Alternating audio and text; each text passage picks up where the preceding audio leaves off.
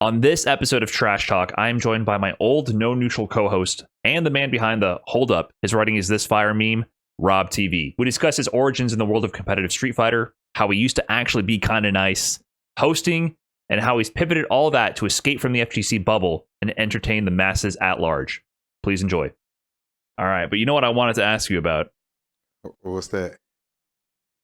How does it feel to be the Hold Up, his writing is this fire guy? Oh shit! That's actually what you're most known for these days. You know, I don't know if you've accepted that fate, bro. What did you just tell me, bro? It's true, bro. No, I disagree.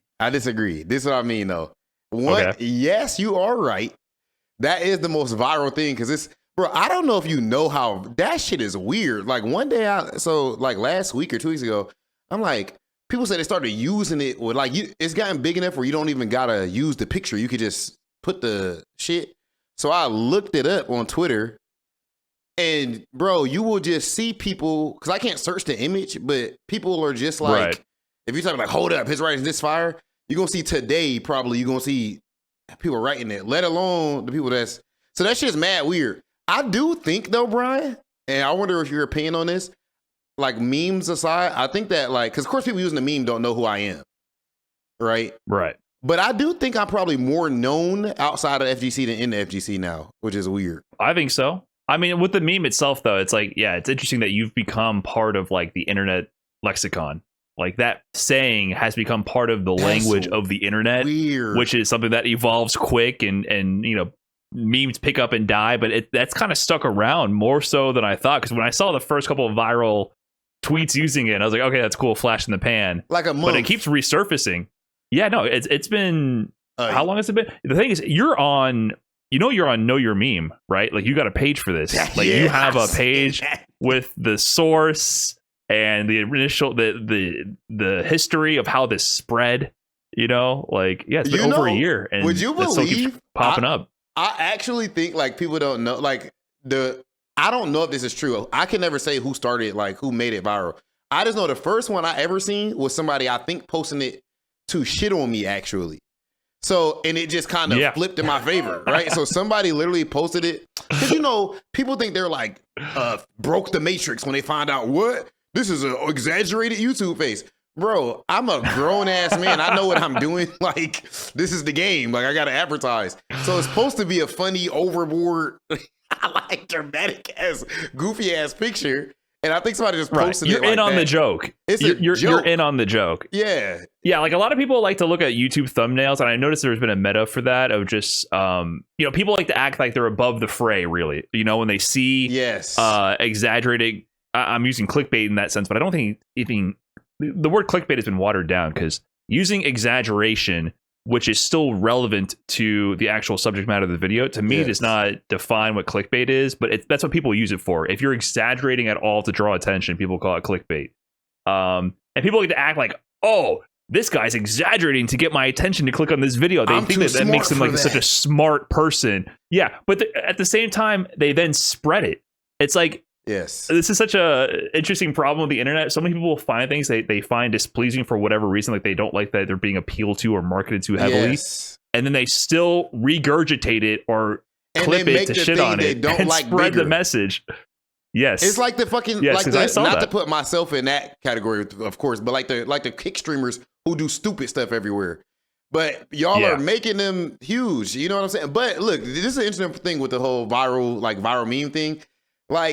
There's a concept, in my opinion, bro, where I believe that you can choose to be how can I put it? If I went to a party or something like that, right? I have my social skills is normal, regular, you know what I'm saying? It ain't like I'm always Hollywood. You know what I'm saying? I know what I'm doing. You turn it on. Yeah, you turn it on. I'm turning it on more, bro. My regular day-to-day life chilling, I'm not doing that all day per se. So in the end of the day, look at Costinat, et cetera, people throughout history, even Kevin Hart, people like that. You can choose to be cool as hell all the time or be an entertainer. It's not both, unless you're a rapper. So I'm not on the internet taking myself overly too serious and shit, bro. I'm cool with making y'all laugh. I'm cool with being the joke. sometimes. Casanat just played basketball with a lot of little kids because he's 5'2" or something like that. And it's funny. I'm cool with that, bro. So if I feel like you're gonna do internet shit, you gotta be willing to fuck around and have fun with it. Like that's how it go. That's true. Yeah, you got to be able to roll with the punches, and it depends on what kind of energy you're trying to put out there. Because, I lean into that a little bit too. But I guess for myself, I try to avoid using like the thumbnail face thing as much as possible. Yeah. But sometimes it just the moment calls for it. Sometimes. You know what I mean? Like sometimes the moment just calls for it. People click on faces. Jim Carrey, the mask and all the crazy faces he makes. Mm-hmm. I think some people are even like this sounds funny, but I think some people are really good at like physical comedy to some degree. I think that the facial expression on that meme is mad funny, bro. Like it's an exaggerated funny ass. It ain't just right. You know what I'm saying? And so I'm into that. It's a little bit. It's not the typical reaction face. It's the hands, which it's so exaggerated. Yeah. It's a unique twist, and it's less self-disparaging, I would say, because I think the thing that people get at is like when you do like those thumbnail faces, it's very degrading almost. You're debasing yourself for entertainment. But I think what you did rides the line where it's like, yeah, you look a little stupid, but it's like, ha ha hee hee, I'm being silly right now. Yeah. Not like, wow, this guy is desperate for views and he needs this or else he can't pay rent. You know what I mean? Like when you see some of the level some people hit, sometimes it hits like the pravity. Like you're like, oh, this person is down on their luck and they need these views bad. But you struck that line really well, I think. And I think that's why people like using the meme and why it's taken on a life of its own. That's weird. But it's interesting because it's increased your reach so much more than almost everybody in the FGC on such a one-off thing that was already part of a series that blew you up bigger than the FGC, which was already shocking to see. So you're already like several layers removed from kind of your origins, because people don't know that you were a hardcore competitor at one point in time and actually really nice. But this reaction image is from you doing the Trying White People music series, which actually got you that plaque behind your head. Yeah. So that whole thing, bro, I don't even know where to goddamn start with that, because that's you brought up the FGC origin stuff, the competitive side, which people don't know now. Then the Trying White music series. That's such a, you know what I mean? Well, I don't know. Where do you want to start with that? I mean, I guess I'm just curious. I guess we can start chronologically, because I just want to set that context, because I think people clicking onto this, it's funny we're doing this now because recently you had that tweet where I was talking about how you were beating my ass, unfortunately, back in the day, and you had a real hot streak, and people even in my chat were like, oh, the Pagoda Egg Rolls guy, like he played Street Fighter, because now you are on every Capcom Fighter stream. And they're kind of milking the Pagoda Egg Roll segments you did for Capcom Cup 2023. Well, it's part of their sponsorship now. At Evo. Okay. So there's some from Evo as well. So that's become like a partnership Capcom does. You're kind of the face of that, interviewing a lot of players to the Pagoda Egg Rolls as like the product placement. And that people don't even know that you used to play. And it's weird that fighting games have gotten you this far. So I guess we could start from the beginning. Like, how did you even first get into fighting games? Bro, okay, damn. So the fighting games, the reason I started playing fighting games was really just because of my pops. Like, my dad is young. So my dad was only 15 when I was born. You know what I mean? So he's my pops, obviously, but he's also always been like a big brother type of thing too. Don't get me wrong, he used to whoop my ass as a kid. Listen, that was cool when I was growing up, okay? I could do it to my kids though. But you know what I'm saying? Like he was my dad. But at the same time, we played video games together and all that type of stuff. Like, hey, I started working out with him and stuff like that. So he's the one who got me into Street Fighter, because he's growing up in like the 80s. So it was big. He's into Transformers, Street Fighter, all that. And now anyway, fast forward a lot. That's how I started playing in the first place. But eventually, and like I said, just I guess fast forwarding a bit, it wasn't as far as me actually going to my first ever tournament. Brian, I don't even know if you know this, bro. So I'm in college. The first offline event I ever went to, I heard there was something in, because I only played online. I heard there was some event in Cleveland. I was in school at Miami University in Ohio. It was a good business school.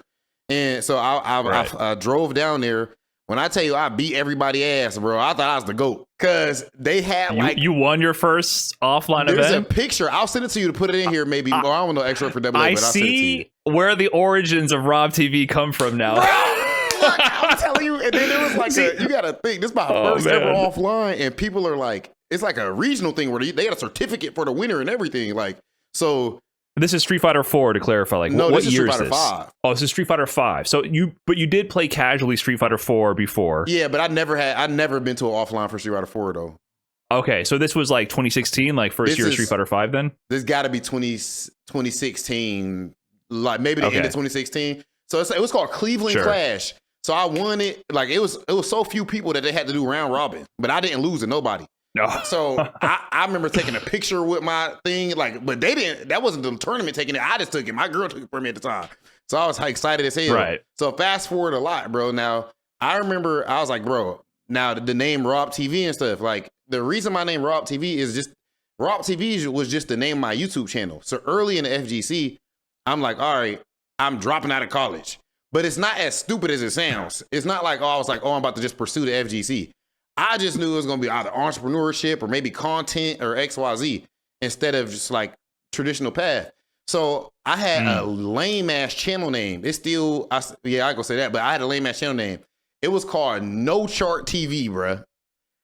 Because like flowchart. No chart? Like flowchart, but instead of having a flowchart, it was so lame. The fact that you had to explain it. Yeah, the fact that you had to explain it, not good. Yeah. So that was my shit because it was gonna be. Then good. I was like, I don't want to be. Ironically, I was like, I don't want to be pigeonholed to just fighting game content. So I was like, you know what? Let me make it RobTV because then I can post anything I want on there because of the name. Yeah, you're the brand, right? I'm the brand. I think you had foresight with that.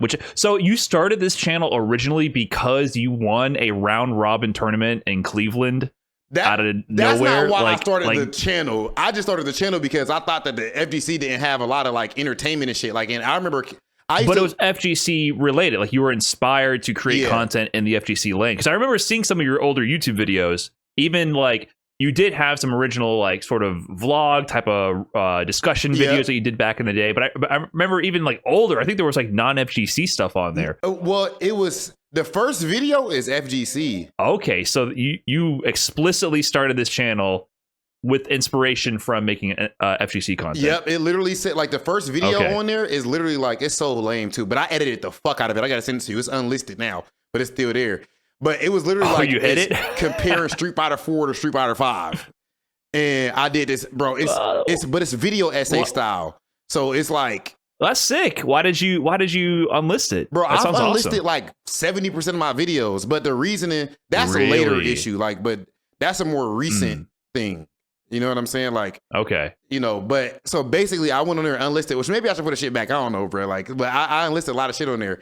So yeah, at that time that I made FGC videos, but I was like, let me post a Madden video or a random vlog or something. But it was all FGC. So, to the FGC side, competitively though, like you said, me and you competing and stuff.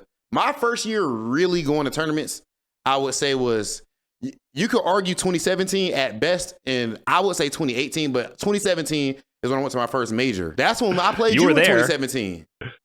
Yeah, I mean, we've told this story before, but like, for people who don't know, me and you did No Neutral for years. We'll touch on that. Like we've been working on, content segments with Capcom and then also competing in the Midwest region for a couple of years. And it was like years later where you mentioned this offhand, like, oh yeah, remember when we played at SCR or like when I saw you at Final Round 2017, like that I saw you at Final season? Round, yeah. I was like, no. And then you had to explain. You said, yeah, I was there. I was the guy in the red RobTV t-shirt. And then it clicked out in my head. I had pigeonholed that experience and that person and you, RobTV, like 2018 and beyond, as two completely different people. Because I remember seeing like, dude, this guy with his name on his shirt, and he's like, I'm like, he's never gonna win a tournament. I immediately saw this guy. I was like, oh, that's cute. Like he really believes in himself. Yeah. He's never gonna win a damn tournament in his life. Because we played at SCR that year, and I kind of smoked you then. Smoked my ass. Ballroom was busted, and you were like on your come up still. And I've been playing for a lot longer, actually, competitively than you at that point. And I remember you asking for advice, and you were real humble about it, and we had like a legit conversation. But I had no idea that was you. And then next year, you already started getting wins on me next year, like, and I had no clue. Yeah, maybe I gave you the blueprint to beat me back then. I didn't honestly, even know. The reason why I improved so fast is because like I didn't even have a regular job. Like I didn't believe in. I'm somebody who was like super deep on the. I like at this point in life, I'm not like as heavy on like self-help books and shit like that. But at that time, I'm still that type of person, if that makes sense, though. Just not in a lame bro science, grind hard fucking bullshit way. But I really am into that type of stuff, right? So I didn't like. I remember this dude. I think it's Christopher Gardner, the dude they made The Pursuit of Happiness about, that movie with Will Smith. And he said that like he was a real successful businessman. And he was saying he believed that you shouldn't have a plan B, because you're not going to be as good at plan A. And I took that to heart, and I still believe that. So I don't really believe in plan B. So, like, there's a joke to be had there. But, I don't really believe in that. So in the end of the day, I was like, all right, I'm going to do this. And if anybody else can succeed at it, then I can, as cliche as that may sound. So I did not have, like, I was like, I'm not going to college no more. I'm just going to do this shit. So every day, all day, I trained Street Fighter. I made YouTube videos, whatever. Honestly, do you know, as far as FGC content, the only reason I started making FGC content was the Echo Fox era. To give you some shit that people don't know. I was so pissed. Echo Fox, like 2018. Yes. Like 2017 era. Yes. I stopped making content for a while because I was heavy on my YouTube shit. Like that meant a lot to me. The reason I stopped was because you kind of had like a break. I remember you were 2017. And when you first started showing up, you had a lot of content being produced. And then I feel like that there was like a break, and then you're back on it, but in a completely different avenue later on. Yes, and that was because it's crazy because I feel like I was kind of ahead of the curve with this. Like at that time, I was like, bro, the business model is content. I was like, this is the most valuable thing that we could do, even for sponsors and stuff. And at that time, I wanted to build a team sponsor and all that shit, XYZ. And then behind the scenes, like, well, one, I'm seeing who these orgs are sponsoring. And I'm noticing that none of these dudes make no content. None at that. The new people in FGC don't remember. Brian, you remember. Motherfuckers, right now, everybody got a stream. No. It wasn't really no Twitch streamers for as close to as much.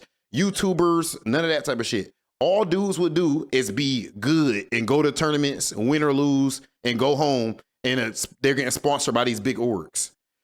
So it was a different era. And even different than that was that it was looked down upon, I would argue, early on in Street Fighter V's life. So I started streaming back in Street Fighter 4, dude. Yeah. There was nobody streaming except for like one or two people, and there was a title called Home Streamer. Wow. It was like almost, it wasn't even like they had to specify. Like if you're a player now, a competitive player, you have a stream, you have a YouTube, you have a Twitter, you have social media. It's part of your brand as a player. But like if you had a stream back then and you weren't like a fixture in the tournament scene, you were called a home streamer and you played online, and it was seen as like this wacky, weird side thing. And I was one of the first people who was like, I'm documenting my journey to become a competitive player, and I'm just showing you everything I'm doing. Right. That was kind of a thing that didn't exist before. So yeah, and then in 2016, 2017, when Street Fighter 5 dropped, there was like that esports boom again, like a second boom for the Street Fighter community. There was 09 when Street Fighter 4, then Street Fighter 5 dropped.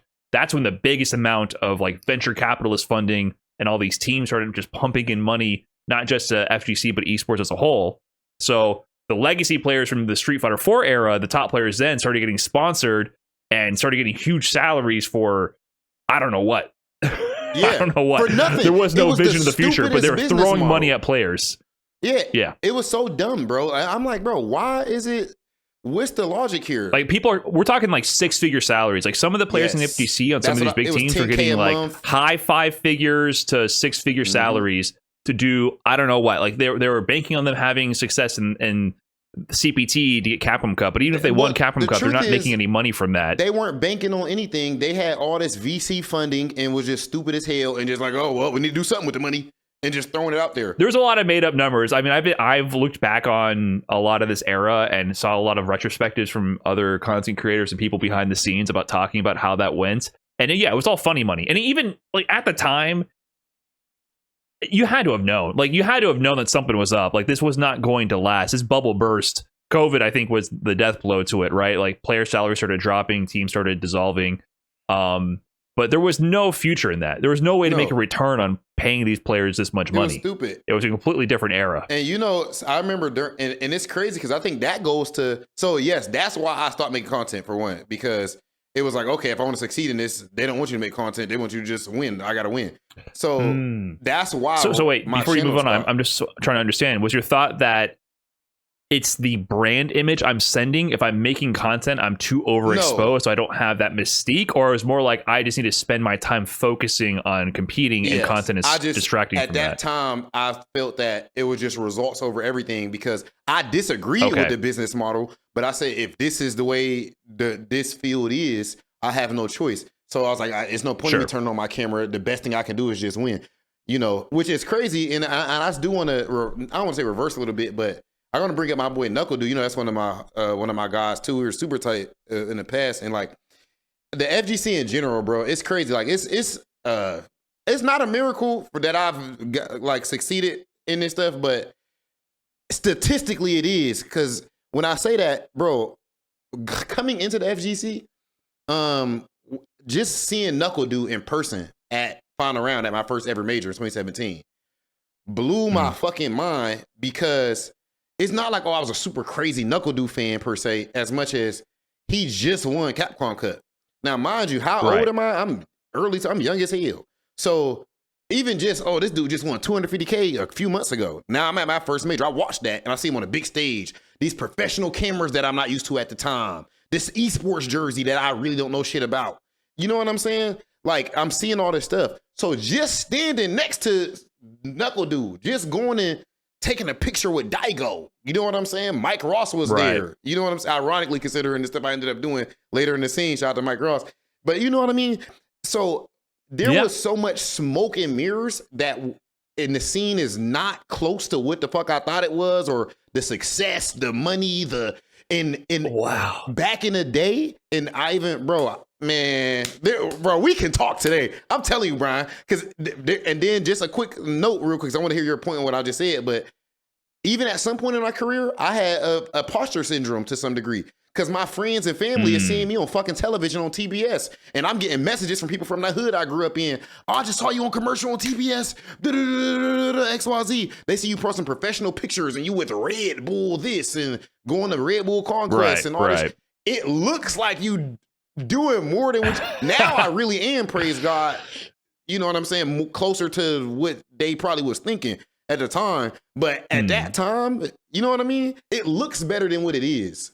Yeah, the glamour is much bigger than the reality, which is interesting to hear that perspective from you, because I guess I kind of grew with the scene longer before then. So I did acknowledge that things were bigger, but I guess I also kind of saw how it really was. So that the lights and the cameras never really, like, I don't know, it didn't lure me in. But it's interesting that you said that, because you could argue that that's exactly what the whole goal of the Capcom Pro Tour is. It worked. It pulled, it pulled the wool over your eyes, right? Like, literally the dream. Like when people were talking about Capcom Pro Tour and the discussion and the language coming out of a lot of the employees at Capcom in 2015 leading into 2016 Street Fighter V was like, oh, anyone can be a champion. The Capcom Pro Tour, Street Fighter V, rise up, like, participate, become part of this thing, and you could potentially win.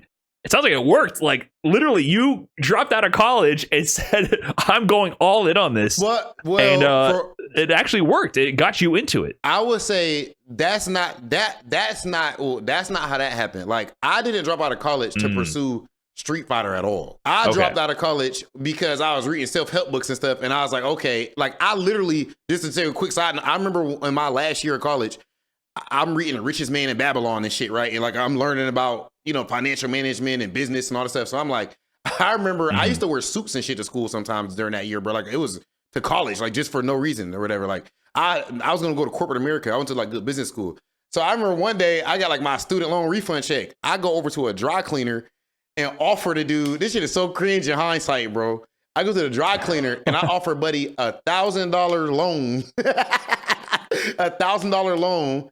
And if he and like with a certain interest rate on like repayment or something, and I think it was on like, I ain't had no money, I ain't know no better, and I know what I ain't had no money, but I want to try to start some type of business.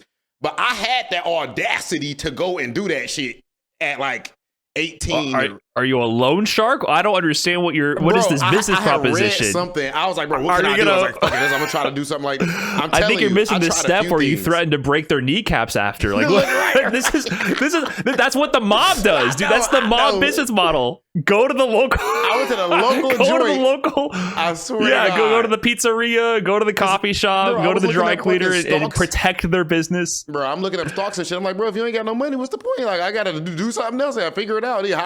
Higher profit margin. But anyway, to the point. So you were just focused on business, any way to start generating revenue, but in any lane you can ASAP. Like you didn't want to sit around and go through all of college. I'm assuming racking up student loans. College just felt like, and then eventually get a corporate job and then slowly grind. Like you wanted to find your own way to own whatever you're producing and start making income. Exactly. And so FGC seemed like one of the first opportunities where this was a reality that you could achieve. The fact is, even that is crazy, bro. Oh, this is on wallahi, bro. I swear to God, I never chose to do the FGC ever.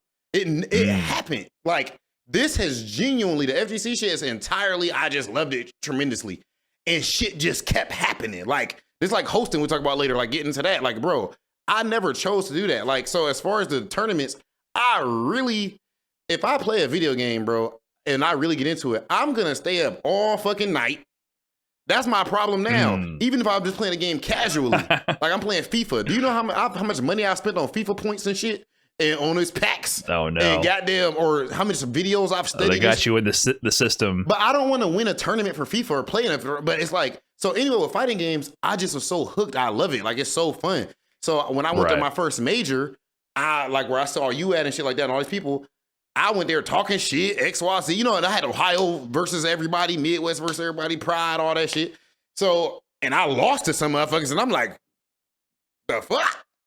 You know what I mean? I ain't like that shit. Finally, reality crashing down. Yeah, that's what I was saying about you going to your first tournament and winning, because I think for 99% of people, they go to their first tournament and they already have that moment of like, I'm hot shit, and they show up to the local, and then their ego gets popped and they crash back down to reality, and then it's like the humble like rise up, like, okay, I thought I was a big fish, I was in a small pond, here's the ocean. It's because like, I played for years online, so by the time I went off, that was my first major, but I was going to tournaments by that point consistently, just local shit. Local and maybe regional. You were winning the locals. But I had already played for years, so I was better than the local motherfuckers and shit already. So we all thinking I'm that motherfucker. We all think that. And then they beat my ass. And I'm like, oh, fuck, what's going on? But yeah, so I didn't drop out to do FGC. But one thing I say, like with like the Capcom stuff, like you brought the CPT goal. So, what I give like Capcom credit for, right? I believe that the meritocracy of the FGC is real as fuck. And that's something that I love too. Like, I believe, I love the concept of like, oh, this dude really did just win 250K though on his own merit. Or this dude really won this major and tournament, or whoever winning these tournaments, and it's all up to them. So that's how on the competitive side. And then of course, fast forward and you know how stuff eventually went. Bro, real quick, I was one of the best players on planet Earth, not just in the United States. On planet Earth in, I think it was 2021, 2022, or 2020, 2021. I would say 2021. Okay. Yeah. And I mean that. This is not no delusion, brother. I promise you, I'm compromised. If I want to compete in fighting games right now, I'll do it. I do not want to. I don't try to. I'm not trying to win a tournament. And I think that, praise God, at this point, I'm more known outside of FGC than in the FGC. And I'm right. And I think that actually stemmed from that time period, which is the weird part. So like, you were on your come up for a while. Like 2018, I think, is when you started actually having better regional, like larger regional results in like Chicago, Midwest, Red Bull Proving Grounds, things of that nature, and having some decent offline results even at CPT events. I don't think you didn't have like a huge breakout CPT performance, I don't think, but you were like starting to make waves in like the bigger regional Midwest as a whole events. And then Street Fighter League in 2019, you had a really good record on your team with Knuckle Do and Shine, went to the finals.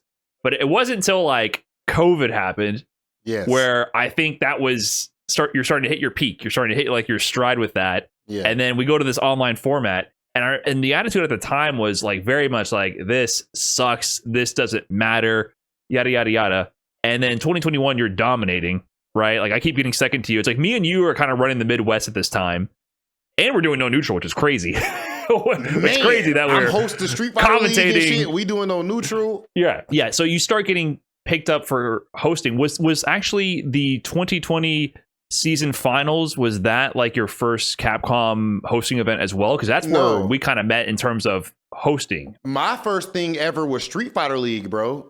Season 3 of Street Fighter League was my first ever event. I think it was. What year was that? Was that also 2020? I think was that the first one with COVID going on? Maybe it was 2020. Okay. But yeah, it was that was Street Fighter League during that time. But hold on, let me see. Where we got there talking about specifically? Hosting, like how did you even get noticed? Like that's something I don't really recall. Was how did you, because you eventually you started forming like this partnership with Capcom and Blue Coast production team with Capcom, and you consistently work with them now. But I don't remember like how you got started, because you were doing content, you took a backseat for competing for a while. How did you get noticed again or ramp up into that position where like the 2020 to 2021 you're kind of splitting your attention a little bit again between hosting, content, and competing? Like I don't even remember how you got hosting again. So first, before I specifically say that, I want to get this on record and see what you think about this. I want to say on camera that I don't believe there has ever in FGC history been a player at the skill level that I was at while currently being the main host of Street Fighter or of a main game. I don't think in fighting game history there's ever been a player I was one of the best players, point blank period, at the same time as hosting the biggest shows. And I think I'm the number one ever as far as that's concerned. Is there any pushback to that statement? As concurrently though, I would say. So, I mean, we'll get into the details. I think the problem is you were robbed of the public proof of the competitive side. Yeah. Right. And I think we'll go into the details of that. And that's where I think you got a chip on your shoulder. I know. You've expressed it before about that. People just lie. We'll get into it. We'll get to it. But I mean, I guess I can't think of anyone else who was hosting and doing maybe not even commentary while competing at that level at the same time. There's people. There's Ryan Hart and Justin Wong doing it retroactively, after being the goats of their games. Yipes. Currently. But like who was doing I don't think anyone ever did it concurrently. That wasn't really a thing. And plus, it was impossible in the offline era. You couldn't do that in the offline era. This was a unique opportunity. While it sucked, and also COVID was horrible for the world, and it's a really horrible time for human history. It did present an opportunity where you could do both. Like that never existed. This whole concept of online competition for people who joined in the Street Fighter 6 era, this was not a thing. This lane of having results online that actually meant something, and people begrudgingly maybe over time, which and then I think in the Street Fighter 6 era, respect. Now, correct? Yeah, that's what the whole scene, I have other issues about that. But yeah, in that time we were forced to go online. This didn't exist before. Online tournaments like this to this scale with this much prestige had to be earned, but this high of stakes and also the qualifications to Capcom Cup, it didn't exist before. Right. So just as far as that's concerned, like just because I'm gonna tell you how I got into hosting, but as far as that's concerned, bro, like how can I put this, bro? All right, for one, we both in the Midwest, it was like, I was the best player in the Midwest, you was the second best player in the Midwest, then Kev or somebody or just a kid or something probably. But just a kid, yeah. We have to remember, it wasn't just no goddamn, for me, it wasn't just Midwest. I smoked everything, period, like East Coast and Midwest. If your name was not Punk or Adam, which were the best players on earth at the time, not just the best players in America, Knuckle wasn't playing, right? And as far as offline, I beat motherfuckers' ass consistently. That's all I'm saying. But I know motherfuckers want to hate. Look, at the end of the day, the way stuff is looking, I'm probably going to go down as a legend in the scene as far as from a hosting standpoint. That's what the people tell me. So regardless which way you cut it, if you somebody who hating and saying otherwise, 9 times out of 10, our accolades don't even look right next to each other, respectfully. Like it's not even close. So if you probably haven't done close to the same shit. So in the end of the day, if we could argue about the details, but nobody in the world would say, bro, your favorite player who you probably would lick their fucking feet. I'm talking about a hater. You would lick their fucking feet. Will tell you how cold I was, like straight the fuck up and down. People from different countries and shit. All your favorite Japanese players and all that shit, bro. I'm telling you, like when I talk to them in person, they bring it up, not me. They're like, oh yeah, you're Karen, blah, blah, blah, blah.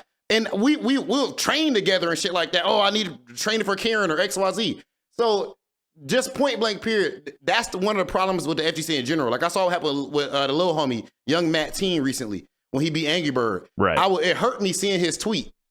And this is the fact of the FGC shit, bro. Remember, I used to complain this shit about you when I competed. And I'm so glad I don't compete no more because that's the only shit that pissed me off like this. You see, I'm mad. Because he beat Angry Bird, and now what does it mean, Brian? And I know you don't care. I know you think fuck them. But for me, I understand why he mad. Oh, Street Fighter 6 is trash. So if it's online, yeah, but that's part of the game. Bruh, if and it's the thing online, is, like, I don't. It's not that I don't care. It's just that this is what happens, and I went through the same thing. You don't think for me after final round? You know, I almost beat Momochi. I go to Combo Breaker. I beat ass at Combo Breaker. I beat NL. I beat Filipino champ. I beat who else did I beat? I beat Sako twice. I beat XYZ. I massacred that bracket. Like I cooked a lot of dudes in that bracket, and that was my first big breakup performance. And what is the buzz? It's not this guy who's been grinding in the scene for years finally goes to tournaments and has a big result, and you know he's been a member of the community for a long time, streaming. I've been like participating, putting out tech videos, positive contributions, and it's not you finally, congratulations, you had a breakup performance. It's what the fuck is this guy with Lego Man hair carried by Balrog? You know, it's like some of it was funny. I was getting roasted, but it's like, you know, and in that moment, did it totally hurt a little bit, but also I understood like that's how it is.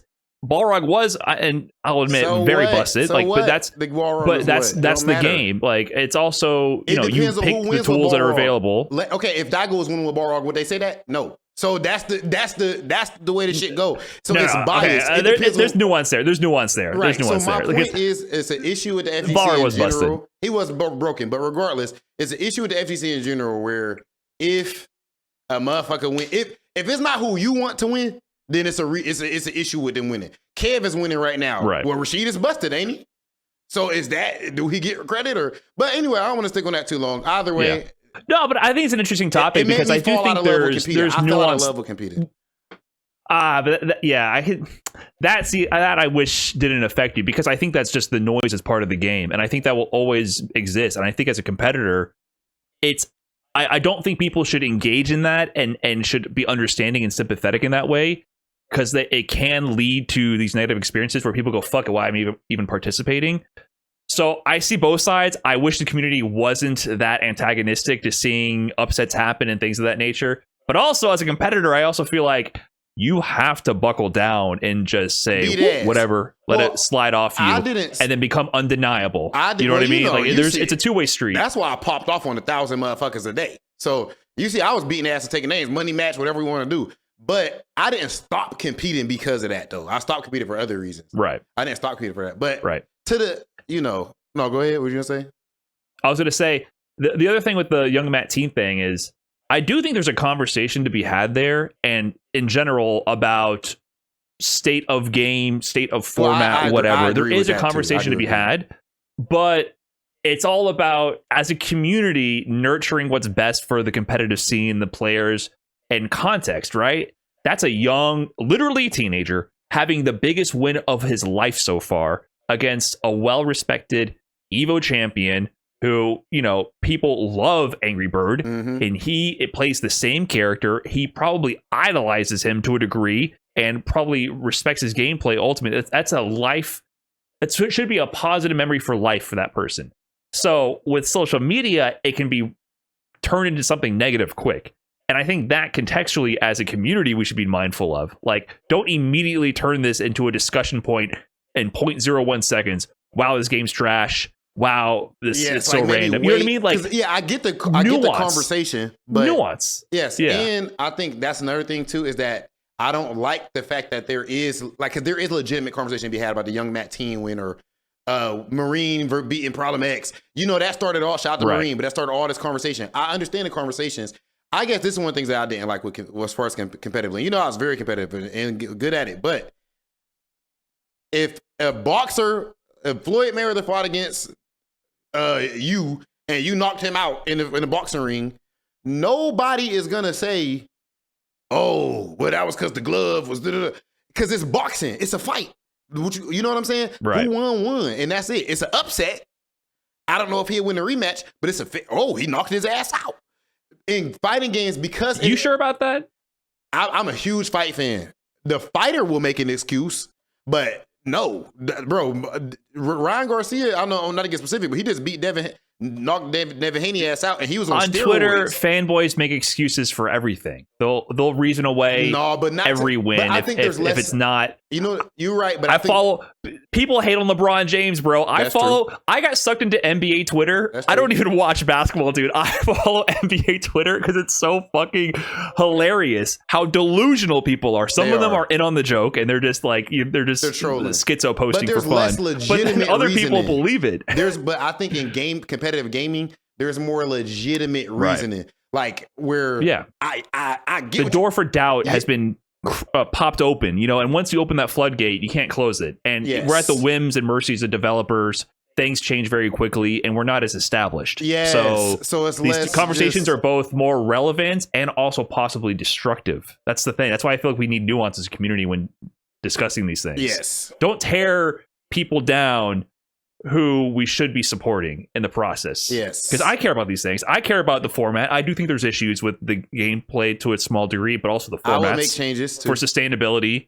Yeah. But that's not, at the same time, I'm still going to celebrate big wins in people's careers, right? I think that's just something that the community should be better at. And that's something that you suffered with. The original thing, I know, bro, you know how it is, how I talk, bro. We'll get off on different tangents, but you asked me how I got into hosting. Okay. Right. But so as far as like the hosting stuff, it's actually a direct story how that shit happened. So basically on Street Fighter League, I played in season 1, which by the way, to qualify, you remember, Brian, to qualify for Street Fighter League when it first came out, you either had to get voted in or you had to win a tournament. So I won a tournament. Right. Like I got voted in. Yeah, see, inferiority, Asmon Gold, inferiority. But that's because I just got top 8 at final round offline. So never mind. Yours is above mine now. Never mind. Literally that weekend they opened the voting as I got top 8. So I made a tweet easy. Just got top 8 at final round. Vote for me for Street Fighter League. Bam. Yeah, that's GG. Too good. So on Street Fighter League, so I won. I remember I flopped Mike. So y'all don't even know my man's Mike Too Strong. You remember him though.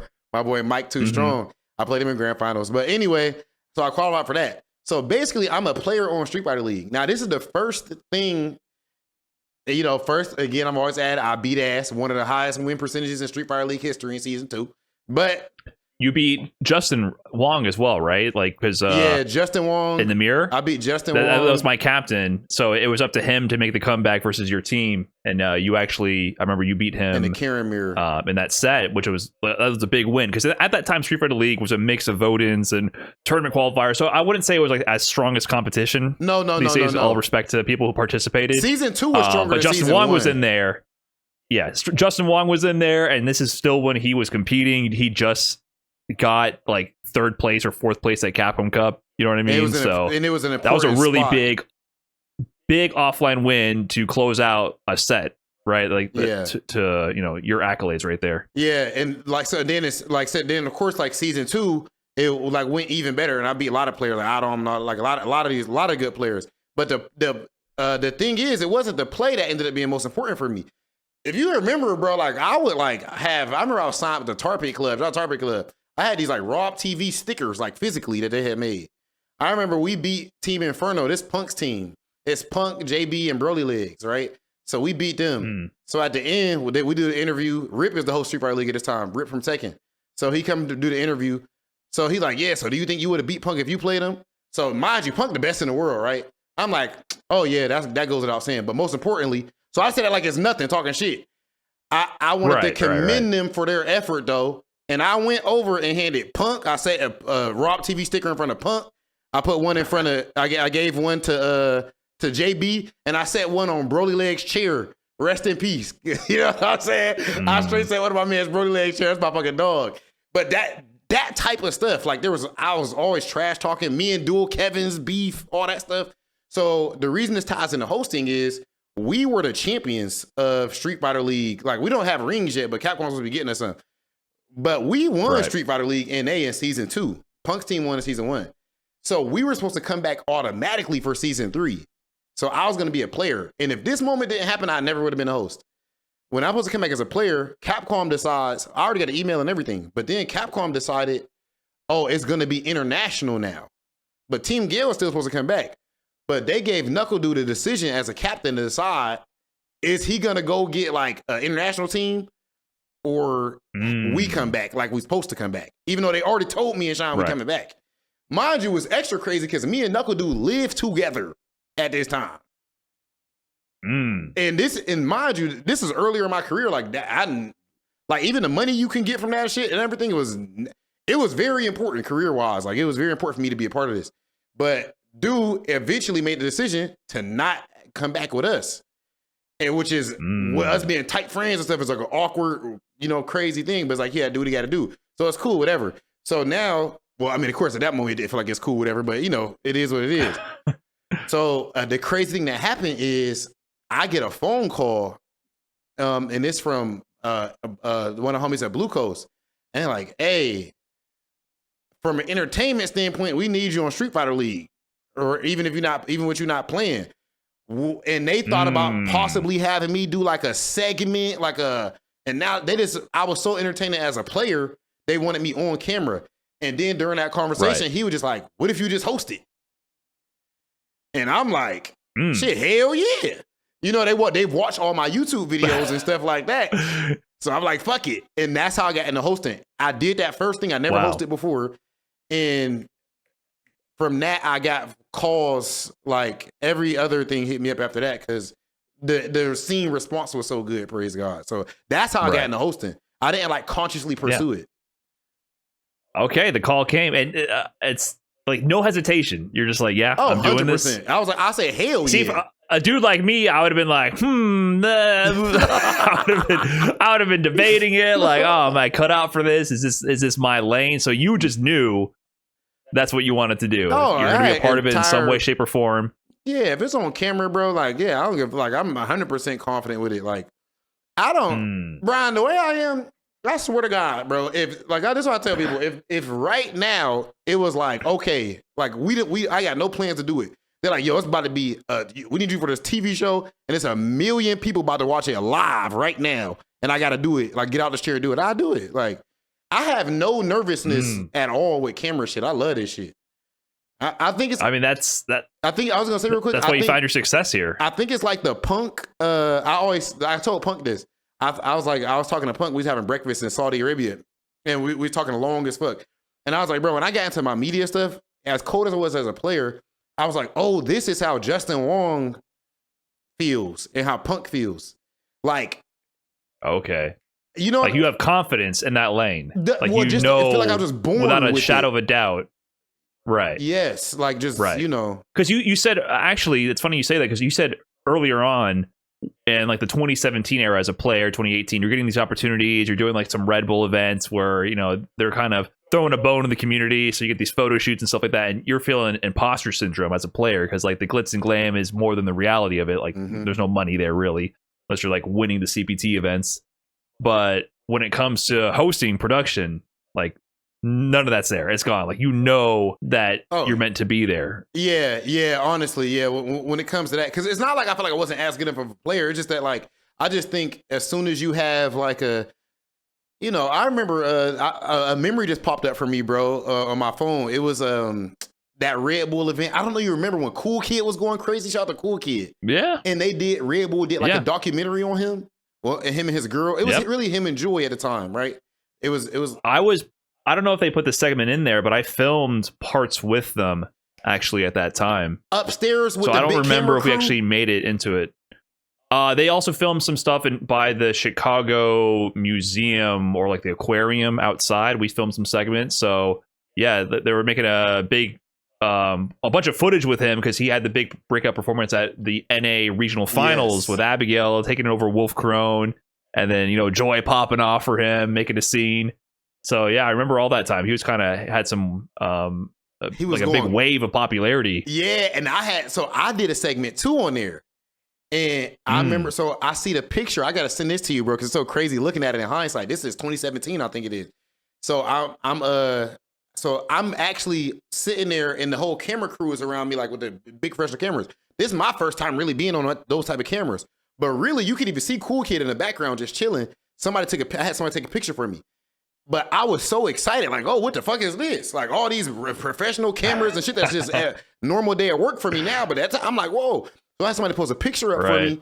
And I mean, I posted a picture and I put, the caption was like a Drake caption. It was like, word on road is a click about to blow. But it's basically like I'm about to blow up and shit like that. Even though this was a Cool Kid feature thing I'm doing, I'm not even relevant to the thing. I'm just his friend that's just... You're just walking by. Like, you know what I mean? That's going to be me one day. Yeah. Well, they were recording me, but they were just recording me talking about him. Type shit. It was just that, Hey, but you're ready for those moments. That's how it is. That's funny. That reminds me. There was also a moment like that for me, also because of Red Bull. At the same time, in those the Red Bull Proving Grounds. What we're talking about for people who no one knows this anymore. It's ancient history. Damn. Red Bull did these team tournament series where they would have teams qualify from around the country and form different regional teams of 3 members, basically. And they would do tournaments almost like World Warrior is now. There was a Midwest tournament series, offline tournaments, 5 tournaments or whatever. They build points over the season. The top 3 go as a team. West Coast, East Coast, same deal, right? And I remember during one of these events, for some reason, Snake Eyes showed up to our Chicago tournaments. And I was actually doing really well in these tournaments. I was like first place in 2017. Once again, Ballroom busted. And then I played Snake Eyes in a show match. And I don't know, because I won the tournament. It was like whoever won would play Snake Eyes. I actually ended up beating him that set, Ballroom busted. And they took a photo of that. They put that in the Minneapolis airport.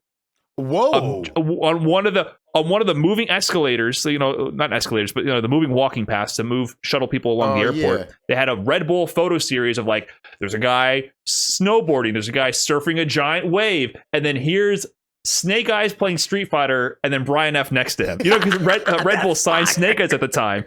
But I remember I had a layover in Minneapolis, and I had 30 minutes, and I was like, where is this photo? And someone had told me that, they saw the photo, whatever. I ran over to that concourse to find it, saw it. I'm looking at myself and I asked the random guy, hey, can you take a photo of this? And I'm like in my winter coat, like all puffed up. It's freezing cold, snow everywhere. Took a photo, thumbs up in front of it. Giant photo.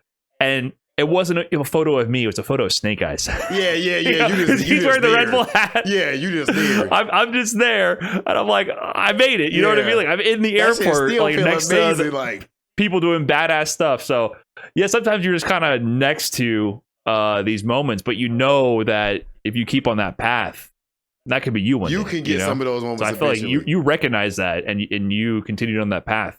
Yeah, bro, honestly, like it's weird looking back on all this shit, Brian. Like you even saying people don't know Red Bull Proving Grounds, or we troll about like people not even knowing about me competing and shit. But in all seriousness, it is fascinating, man. I think it makes these podcasts like this important because we get to document all this shit because it is weird, bro. Like, damn, people don't know what Red Bull Proving Grounds is. Like, that's weird to imagine.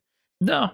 FGC history is very fickle, right? It's what have you done for me lately? So, and it's important to remember that, new people are joining every day. And that's a big reason why I wanted to do this. And a big reason why I also do like the tournament series is because so many people just watch these events with no context of the players, their history. And to like your point about like, young Matt team causing that upset and like you not even during your era of 2020, 2021, there were so many factors where it opened the door for discrediting, right? Mm-hmm. That there's like, it's online in Midwest, whatever. There's those little bits of doubt that creep in that allow people to discredit you.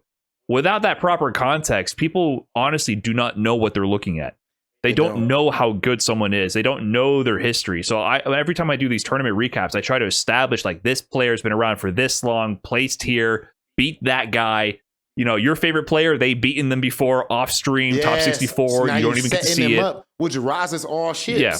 It's only good for everybody. And Brian, can I say too, this is why I will also recommend people, if you're new and you're trying to make it in the scene or whatever, if it's your personality type, bro, ain't nobody gonna goddamn shout your accomplishments from the rooftop, right? Until you are big enough. Like, so nowadays, you don't, like on the podcast, since I'm talking about my competitive past, I'm puffing my chest out talking shit. But for real, you can't find tweets of me doing that type of shit about like my actual career or anything like that. Cause praise God, now the y'all motherfuckers support me and shit. But when you starting out, bro, you need to be the one that's saying what you got to say, bro. You did this and do that. In my opinion, say it. Own it. Stand on it. And don't care who don't like it. Because people will wash your fucking history away or wash your accolades away or XYZ. You need to prop yourself up, and it helps you long term. Also, if you are somebody who's like, and this, I don't know what you think about this, Brian, but motherfuckers always like, be humble. Bro, if I would listen to what people told me early on, I would not be here right now. You know how many people told me at the beginning, be humble. Dude, so many people give bad advice because it's just, it's like almost like crab in a bucket mentality, but I don't know if it's exactly that.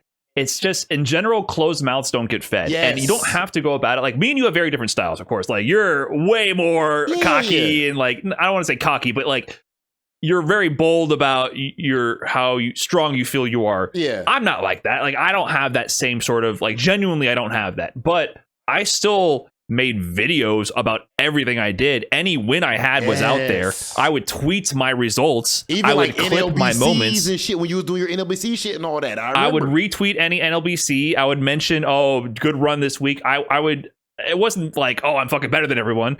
It was from a different kind of angle, but it was still me like building this awareness and celebrating what I've done and highlighting accomplishments, and that eventually led to more success. That I got sponsored. I got more opportunities. I built an audience. I was able to build some content around that. Right. Result if don't you even never celebrate yourself, if you don't put, if you get fucking 2 first place in a row in NLBC, if you just do it and nothing, then okay, it's just a tweet. But when you make a YouTube video about it, now it's like, I don't want to say literally immortalized. That's dramatic, but you get my point.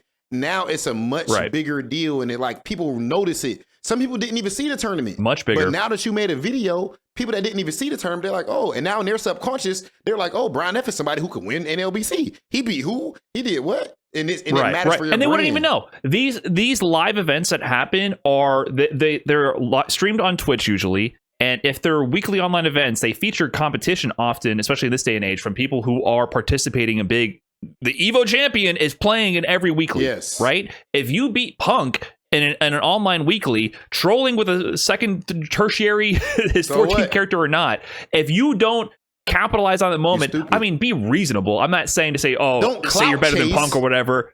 Don't clout chase, but celebrate your wins in a way that's publicly visible and is still respectful. I would say there's a respectful way to do it, unless you're trying to be antagonistic. Exactly. It depends on who you are, what you want. I wouldn't do it myself. I believe in celebrating everybody in the process. But if you don't celebrate it, no one's going to know. It's going to be streamed to 200 people, and it's going to be lost, and that history is forgotten about. But if you build on that, it becomes an event. And that reminds me, while researching this, I was trying to look up your a little bit of your tournament and hosting era, and I remember Red Bull Kumite Vegas and how Chris CCH tore up my photo. And I was like, I was doing some research before this. I was like, why did he do that again? Like, what was? And I remember a big part of that was when I moved to Texas and I stopped playing NLBC online, which at this time in Street Fighter V, the country was divided in half, and just for Street Fighter, nothing political. Yeah. East Coast was NLBC, West Coast was WNF. That's how we had to do with the online netcode because it wasn't good enough to support both. First, WNF. I won NLBC after 50 plus attempts every week. Second places, top 8s, drowning, 50 plus events. I finally won an NLBC online. I'm talking about with players like IDOM in there, Punk in there, Shine, XYZ, you name it. WNF. The first WNF I entered after I moved to Texas, I win. And I made a tweet about it. And it wasn't just, I won, retweet. It was, won my first WNF after moving to Texas. For reference, it took me 50 plus tries to win NLBC. Yes. That's fucking great. I'm making a dig, but you know what I mean? And that gave the West Coast players, really? Like, suddenly, the more people are entering. Suddenly, there's more viewership. Suddenly, there's more prize pool. Suddenly, Chris CCH has a vendetta against me to defend his region. Yes. And then he gets the comeback on me at Red Bull Kumite from down 0-2 and tore up my picture. It became a moment. It's a storyline. It's a huge moment in storyline that people remember now. And it's good for you. It's good for Chris. It adds. There should be that's a perfect example you brought up, honestly, bro. Because now it adds to when you come out or when you play on stream, the commentators got stuff to talk about outside of just the match going on right here. You get what I'm saying? The host introducing you. When I'm introducing you, I can say this, that. If you just play it and that's it and whatever, I got to scratch and claw and just say some generic shit. You know what I mean? So that is definitely. Yeah, I mean, you know. You can't do that, though. I don't want to say that everybody has to be super outgoing and doing all that, but at minimum, if you don't even like promote your success points, even the commentators knowing that you've ever had X, Y, or Z win is so difficult. Yes. Right? So even if you are the silent type and just want to play and you're all business, if you don't promote those things, how are the commentators even going to know? It's that, too much going on. You beat so-and-so in pools this year. Yeah. So I think that's something that you always understood. But I do want to get back to a little bit more about that Brian, 2020 I just want to era. say, I'm not going to go deep. I just want to say real quick. I know I get a little, like earlier, I get a little hyped up about the competitive side.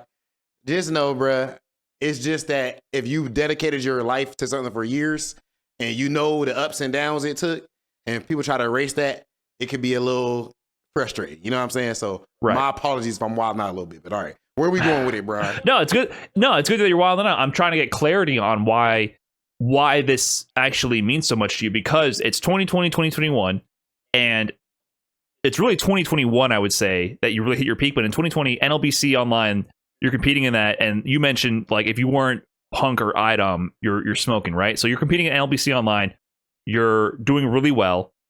You're also, there was the Intel World Open Olympics or whatever. What is the name of that? Yeah, the Intel World Open. Is that what it was? World Open. Yeah, it was. Right. Yeah. Yeah, it was a weird online tournament because there was supposed to be originally an offline sort of Olympic gaming event that got canned and moved to 2021. And you qualified for that in first. I qualified from that same tournament in second. And even then, you chose at that time to not participate in it because you went to fucking Poland for like a month instead to host it. Yeah, because and you qualified. I qualified, and then for that too. Remember that, like I said, that's the East Coast joint. But anyway, I qualified, and I was planning to play in it, and then they sent me an email.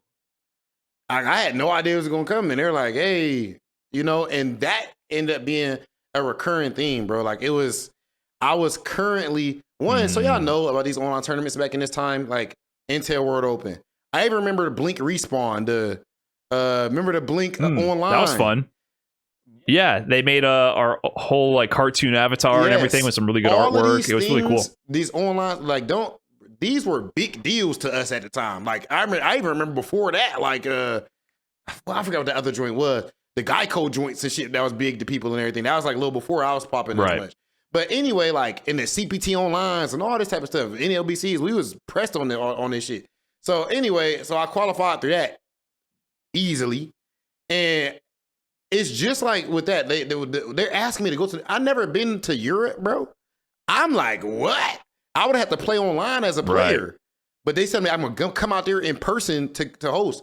So hell yeah, I'm about to go host. And then, like I said, Red Bull Kumite. For Red Bull Kumite, they wanted me and you. Like I don't even know if you know that, but like, cause you got invited. So they already knew they wanted. I got invited to play. Yeah, you got invited to play. And I hosted that one. That's my first Kumite I hosted in Vegas. But they wanted both of us to be on there. And mind you, again, I'm smoking shit at that time. If anything, I looked at the timeline just to clarify that. 2021 was your most dominant year in the CPT because in 2020, I think I was doing. We were part of NA East. They made the Midwest region for the first time separately in 2021. And then this is when like I couldn't beat you anymore. Like you were already getting the winning record, and at this time it was like fuck, like you got me. I hate to admit it, but like you had me. And then so you won NA Midwest #1 a few months before Red Bull Kumite. Okay, so I got invited to play, and I got second to you. Yes. I hate to admit it, but like right. That's just to get perspective of like how you were splitting this identity. You were qualified for Capcom Cup that year. You were literally qualified for Capcom Cup at that time while you were hosting Red Bull Kumite. And you qualified over me, and you're commentating my match live in a cage while I'm playing. That's actually a good point. And so for people watching, they might not understand that they like just see there's levels to it, funny or being entertaining and shit. But that is weird. I never thought about it in the context you put it. That's fucking bizarre hearing somebody put it into words. But that's my thing, bro. It's just whatever. We can argue about the split hairs and shit, but either way, I think it's a cool thing that a motherfucker was currently, bro. For that Kumite, I'm telling you, Problem X to tell you. I promise you, we had Street Fighter League before that because I'm also hosting Street Fighter League while I'm still one of the better players. I was better than some of the motherfuckers on Street Fighter. But me and Problem playing money matches. I promise you, for Red Bull Kumite, when he got there, he told me he brought a counter pick for my Chun-Li. Because he wasn't sure if I forgot you had a Chun. Yes. I forgot about that. And that's from our money matches that's all offline shit that we doing. Right. I remember you beat Mena RD in a money match that event too. 5-1. I remember you were popping off. It was like 5-1. And I remember he was mad because I was trying to, I remember, like, shout out to Mena. But that's the level I was at. But this is Mena's best character. That was he was playing Sakura. This is Mena's best character. Right. Justin Yipes his side betting and shit. Whatever, that was not surprising victory for me though, because I was at that level. But that's like you said though, bro, it's a weird thing where I was at that level and I was the host of the biggest. So at the end of the day for Kumite, he was like, damn, he was having a hard time deciding is he gonna invite me as a host or as a player? And he was like, man, and I agree. I think as far as value to the scene and helping the scene and shit like that, the most that I can do outside of, going deeper into it, hosting is there's a lot of godlike players. I think hosting wise, I have a more unique skill set, that helps the scene more. I agree. I mean, but it had to have been hard at that moment. Like, do you not have any regrets? Because the big part about this is that you were peaking at the time when visibility was at its worst for competitive players. Well, in some ways it was better because if you're streaming online, this is also when streaming was taking off. You had more visibility in some ways, but the perception was there was an asterisk on everything. None of this matters. It's online. And for people who started in Street Fighter 6 with like the much better netcode and like this online infrastructure now that we have for both CPT and weekly tournaments, that is much more respected, even though like there's still issues with them and still people don't love online environments overall. It's way more respected now and accepted. Not even beyond respected, just at least like this tournament is a tournament and I can't do anything about it. And Street Fighter 5, when we were forced online because of COVID, there was definitely a culture of this doesn't count. Like none of this matters. And the netcode was worse. And occasionally there were flubs, right? But like 95% of the time, it was the real game. The results, the fact of the matter is that I don't win every tournament online. Punk won every tournament. The best player won all the time. Like, so in the end of the day, how we cut it. But I guess for me, I wouldn't say I was frustrated or it was hard for me to go host instead because one, you gotta think, bro. I'm not just like I'm playing Luffy in $700 money match offline, brother. I'm playing goddamn nephew. Nephew was getting my ass though. No, our money matches. Me and Kaba, I want to say 50-50. Like I'm playing them all. This is offline. Like this was going when Mena coming down to Florida because he was about to move with me and Do and everybody. He come down to Florida. Mena, I'm beating your ass. Mena was mad as hell. He was like, man, you play so stupid. But I'm beating Mena ass, though. But this is what I'm saying. So, but now Capcom Cup come. But anyway, as far as the decision was easy, because I already told myself, this is the problem. I was like, all right, bro, I'm about to go, and I'm about to go to Capcom Cup and fuck people up very bad. Because I know from my actual offline experience and online experience that's what's going to happen. So I'm like, okay, I'm going to go fuck them up, and this is my last tournament. I don't care if I win Capcom Cup. I'm done. So I already decided that in advance because I'm a grown man. So at some point, I also got to think about like it's two things. I'm thinking about like the first, I got homies and stuff. Well, I told you I'm from the hood and shit, but after a lot of hard ass work, I was able to go to good business school. So there's people that I know that I was acquaintances with that now they at Ernst & Young, they at goddamn the big four accounting firms and shit, whatever the fuck they doing, right? I'm broke as hell. pursuing my dream, starving artist. You know what I mean? So it kind of hurt me a little bit sometimes, like being broke as hell, having to go take my little weak ass 1999 Chevy Malibu to this one, title loans. I don't even know if y'all know what that is. That's when you literally, just to get $1,000 to pay my rent, I'm letting them give me a $1,000 loan. But if I don't pay it back on time, they get to take your car. It's so predatory. It's illegal now, at least in Ohio, maybe even federally. But that's the type of shit I had to do while I'm going to these tournaments and driving my weak ass car 14 hours to Atlanta to play tournaments, all that shit. That was my life, right? So eventually my shit was more stable. Like it wasn't that bad. Like I was all right. But I got to the point where it was like, so I'm thinking about business wise, and I'm also thinking, this is the biggest thing, Brian. This is a good conversation, I think. I felt like the FGC did not care about my skill set. Now that can sound weird, but when I looked at every other thing in gaming or the entertainment industry in general, but even in gaming, the Brian F, the RobTV, the whatever, that type of person, that's the creator, the creative, even though we was competitors too, but the creator that was not like somebody who was even playing tournaments, does great numbers because you are a content creator. The pro player that's great at the game but don't got a personality, God bless them, they winning their money in tournaments, but people not really watching that shit as much. You know what I'm saying? If you look at Madden, you're saying in other games, yes, that's the case too. I think it depends on the game. I see what you're saying, but it does depend on the game. Like if you look at League of Legends as the de facto example, well, at least they're getting 20K, 30K viewers. If you're Faker, of course, you're cracking insane numbers. But I guess in the big players still get big viewers. In NBA 2K and Madden, shit like that. Like the creators is more people care more about entertainment. I felt like, right.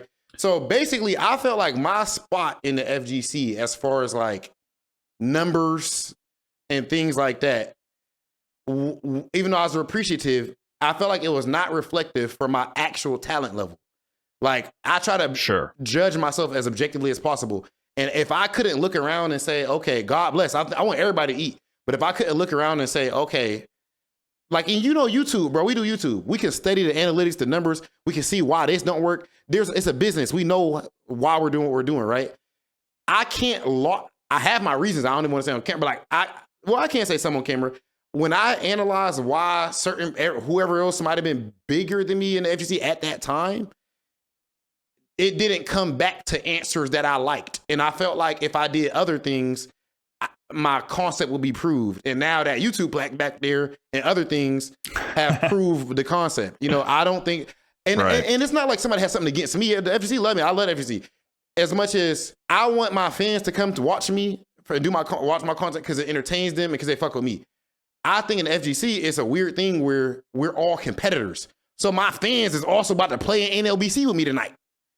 Or they want to know about some Karen tech and what I think about this matchup and all this shit like that. No, fuck that. You go to Cosnat stream to be entertained and you fuck with Cosnat or Cash Nasty or XYZ. Right. I like that more. It sounds like you knew your path you wanted to take. Because like the total addressable market of doing the FGC is just it's a niche. It's a niche. I always mix up that word. It's super small, and even if you try to expand upon that to do general entertainment, it's still small. And I see what you're saying about like other games where the creator is larger than the competitive player. I think that depends on the game itself. So I use like League of Legends. That's not a game that you're going to have a casual audience for. It literally is from the ground up built esport. That's all it is. That's right. True. And then they started adding a bit more into like the lore, the background, the characters, so people have more casual things to kind of latch onto. But games like Madden, the sports games, that's even Mortal Kombat, that's a casual game first, competitive game second, in my view, right? Like the total addressable market is much larger for the casual audience. So there's a lane there. So if you're looking and what drives you is to entertain, it makes total sense to not focus on FGC, right? Yes. So like on my side of things, my goal is I want to grow the FGC. I know that if I had an aspiration to, which I don't, to grow outside of that, I would grow more doing something else. Like I think anyone who's ever done content or anything like that, they know that you are capped to a certain degree in the FGC bubble. And I'm fine with that because that's all I care about. Yeah. Right. To me, it's fine. And I think what inspires me is try to like push that bubble a little further, right? Yeah. Or add value to that bubble. But it sounds like for you, you knew, which is crazy that I really respect that you knew what you wanted. Because I feel like if I was in your position at Red Bull Kumite 2021, when you were beating ass and you also had the frustrations of the world not really respecting it or not acknowledging it because of the conditions of the world. There. Yeah. yeah. Because online ruined your opportunity, or COVID ruined your opportunity to prove this in a format that there was zero doubts with offline tournaments. And then you're debating between hosting or not. I would have been so conflicted, then, but you knew that you wanted to go down that route to grow and entertain. Like that was your primary goal. Yeah, and again, not to shit on Minute or make that money match seem bigger than it is, but just to add to your point, just as because that's just one match. But my point though is just to add to that. Yeah, in that same tournament, while I'm on there hosting, I'm knowing I just beat him 5-1, or that Problem X who won the tournament came there with a counter pick for me because of the money matches we were just having at Street Fighter League. And then I'm like, oh, but I'm on the mic. And yeah, it's an interesting thing. But yeah, it got to, I was very, I didn't even have like a second thought because I always felt like the skill set that I was developing being on camera was more transferable to anything. Like I feel like I always feel like when it comes to like playing the game too, like as far as competitively, which I think people should do that. I did that shit because I'm passionate about it. Like I'm passionate. But regardless, if it's ever taken away, what do you do? Like if you are the coldest, whatever, like Street Fighter player ever, Tekken player ever, I thought of it like, okay, if this goes away or whatever happens for whatever reason, what do I do in life now? So whereas that's true. I think about with this, I'm like, okay, I don't know. I can't plan out the next 10 years perfectly. It ain't like I'm doing the safest shit ever. But in general, I just know there's so many different potential lanes if you're good at entertaining people and stuff. So and I love it. You know what I mean? Like that shit it's a different feeling. If somebody like people ask me if I like one more than other, competing versus hosting or entertainment in general, I would now for sure, the more further removed I am, I would say entertaining, but I think it's more because I like the person that it makes me more. Like competing, I go to a dark place. You know what I'm saying? To compete. I know. Unfortunately, I know. Yeah, like that's how I play my best. Like I'm out there to, even talking about that shit gets my heart rate up. Like when I'm playing, it ain't, I'm about to pop off on the motherfucker. It ain't like I'm planning it, but it's just, I'm competing from that. Whereas now, I used to always get in a drama with people in the FGC. Y'all new people don't know that, but like I used to get in the drama with hella motherfuckers and the debates and whatever the hell, or money match. Now I never get problems with nobody because I'm not competing. So you know what I mean? Right. It's a lot smoother. Yeah, I understand that as well. Yeah, I mean, because I think with competing and there has to be some semblance of ego. Like there has to be, or you gonna be ass. To push like that. Like people revere the humble competitors so much and they respect that, and they often look to like the Japanese players and all that, but there has to be some level of ego, suppressed or otherwise, with cultural differences. Like ego, if you don't have an ego, what is your motivation at all? Like so that can be ugly. Like I have an ugly ego for sure, and I notice that like when I get salty or whatever, I don't like who I become when I do that. And that's something that I've talked about publicly, about trying to combat that and like try to make it more of a positive thing that you channel it into and use that as motivation for growth and understanding that. But yeah, sometimes when I focus more on just doing a content piece or like a tutorial or discussing some sort of tournament or breaking something down where I'm adding value, I'm giving some kind of like expertise, knowledge, or I'm doing something, it feels better. It just, you avoid that negative aspect. Not saying that competition doesn't have a positive part to it, because competition is about the struggle. It's because you know that you struggled so much through so much frustration, through so much self-doubt, through so many hours of hard work, that when you finally have that good result, it doesn't have to be a win, like it's first place, but just like beating that player that's giving you a hard time, like placing an X spot at whatever tournament. There's nothing like that. No, like, there's not. There's nothing. It's an amazing feeling. That high is so high. It just requires but the lows are so low to make it. Yeah, it requires the lows, and the lows can be ugly. And I totally understand what you're saying. Like I've caught that about myself, where it's like, man, like whenever I get too focused on performing, I don't like how that feels sometimes. I don't enjoy it, and I guess you have to. I guess that's why it's like considered a young man's game. Like I feel like as you get older, bro, the low isn't worth it as much anymore. Goddamn, bro. My lowest moment as a competitor was off camera, and I like damn near hated myself, bro. Like because my self-worth was so tied to results. Like I had real depression. Like I remember I was at NA regional finals, and I forgot who I beat, but then I had to play Idom. I'm using God at this time. And I think basically I beat Idom the first game, and then Idom beat me the second game. But for the only time ever, like right then and there, we playing the match off streaming pools, and I said something like, Rob, you fucking stupid, bro. What the fuck? Like something like that. Like I was out verbally, like he had to hear me, you know? And then of course he goes and he beats me. So he beats me, and this tournament was in DC, the NA regional finals. I don't know if you remember, Brian. Right. And it was that stadium seating. Yeah, I was in there. the stadium. Yeah, so I went and sat up in the stands, and I'm just goddamn like, I think was I okay? Yeah, I was over there depressed as hell. Like fuck, bro. Like I'm ready to end this shit, bro. Like I'm done. Then I remember this dude. I can't remember your name right now, bro. But he came over to me. And he like, hey, bro, something, like some fan, like hand on my shoulder or something. I'm just like crying, bro, like straight crying. And he like physically, like I'm crying. And he's like, man, bro, you inspire a lot of people, bro. Don't quit XYZ. But there, and I think like First Attack Puerto Rico, I was like, damn, I was damn near, not to be too dark, but just to get y'all the real, like I was ready to fucking like damn near jump off the roof out that motherfucker, like dead ass, because I felt like stupid. Like I felt dumb. Like, bro, how is these dudes able to? And in the future, I ended up getting a lot stronger than I was at that moment. But I remember what helped me a lot. I talked to Tokido, and I was like, bro, Tokido, I was like, everybody always calls you a genius. Like, are you a genius? Like, legitimately? And he's like, no. He's like, you know, I'm not gonna try to do his accent because that's racist, but he just basically said that. He was like, Margo used to destroy me in Street Fighter 4. He told me that all these players, Daigo, everybody used to beat his ass. Some of his trash anti-airs and shit, which we always clown him about and everything. But him bringing up all his failures and shit helped me out a lot. But yeah, that, for me personally, I believe that you can't, bro, maybe hot take. A lot of these, I don't think greatness is possible without that darkness in you. My humble opinion. I want to, you know, but the same way I was able to get so low to be depressed and think I wasn't shit as a human and shit, which is bad, but that is the only reason I leveled up so fast. I think Brian might be one of the only people who really know how quick the shit really happened because he played me in that one event and how fast it happened. But it's because as that I care that much.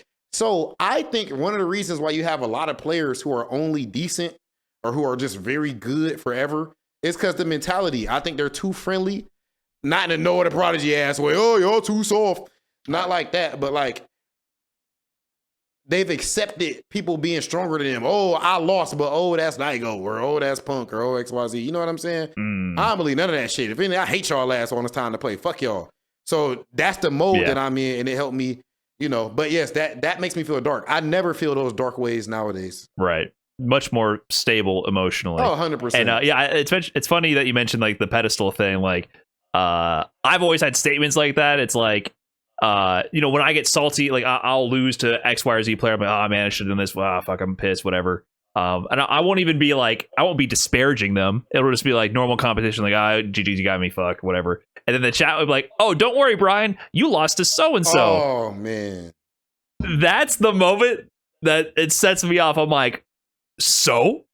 I'm fucking Brian now. You know what I mean? Like, then the ego comes out. It's like, who gives a fuck? Yes. Like, who gives a fuck? Yes. I'm that dude. Yes. You know what I mean? And I think you kind of have to have that. Like, if you just accept that, you know, players that you know or idolize are unbeatable or whatever, it's GG, bro. Like, you won't overcome it. And it doesn't have to be like, you know, that style of pure ego coming out. But just know that they're human. Just know that whatever tech and whatever training they went through, you can do the same. There's nothing special. And even if there is something special about them, you will never know unless you give it your all. Yes. Like that's the thing, the gambit, the competitor's gambit, right? Yes. Like so many people in so many avenues in life, they write things off as this person's special, this person's genetically gifted. And the response I always have to that is maybe, but you don't know. Have you even? You don't know unless you try far enough.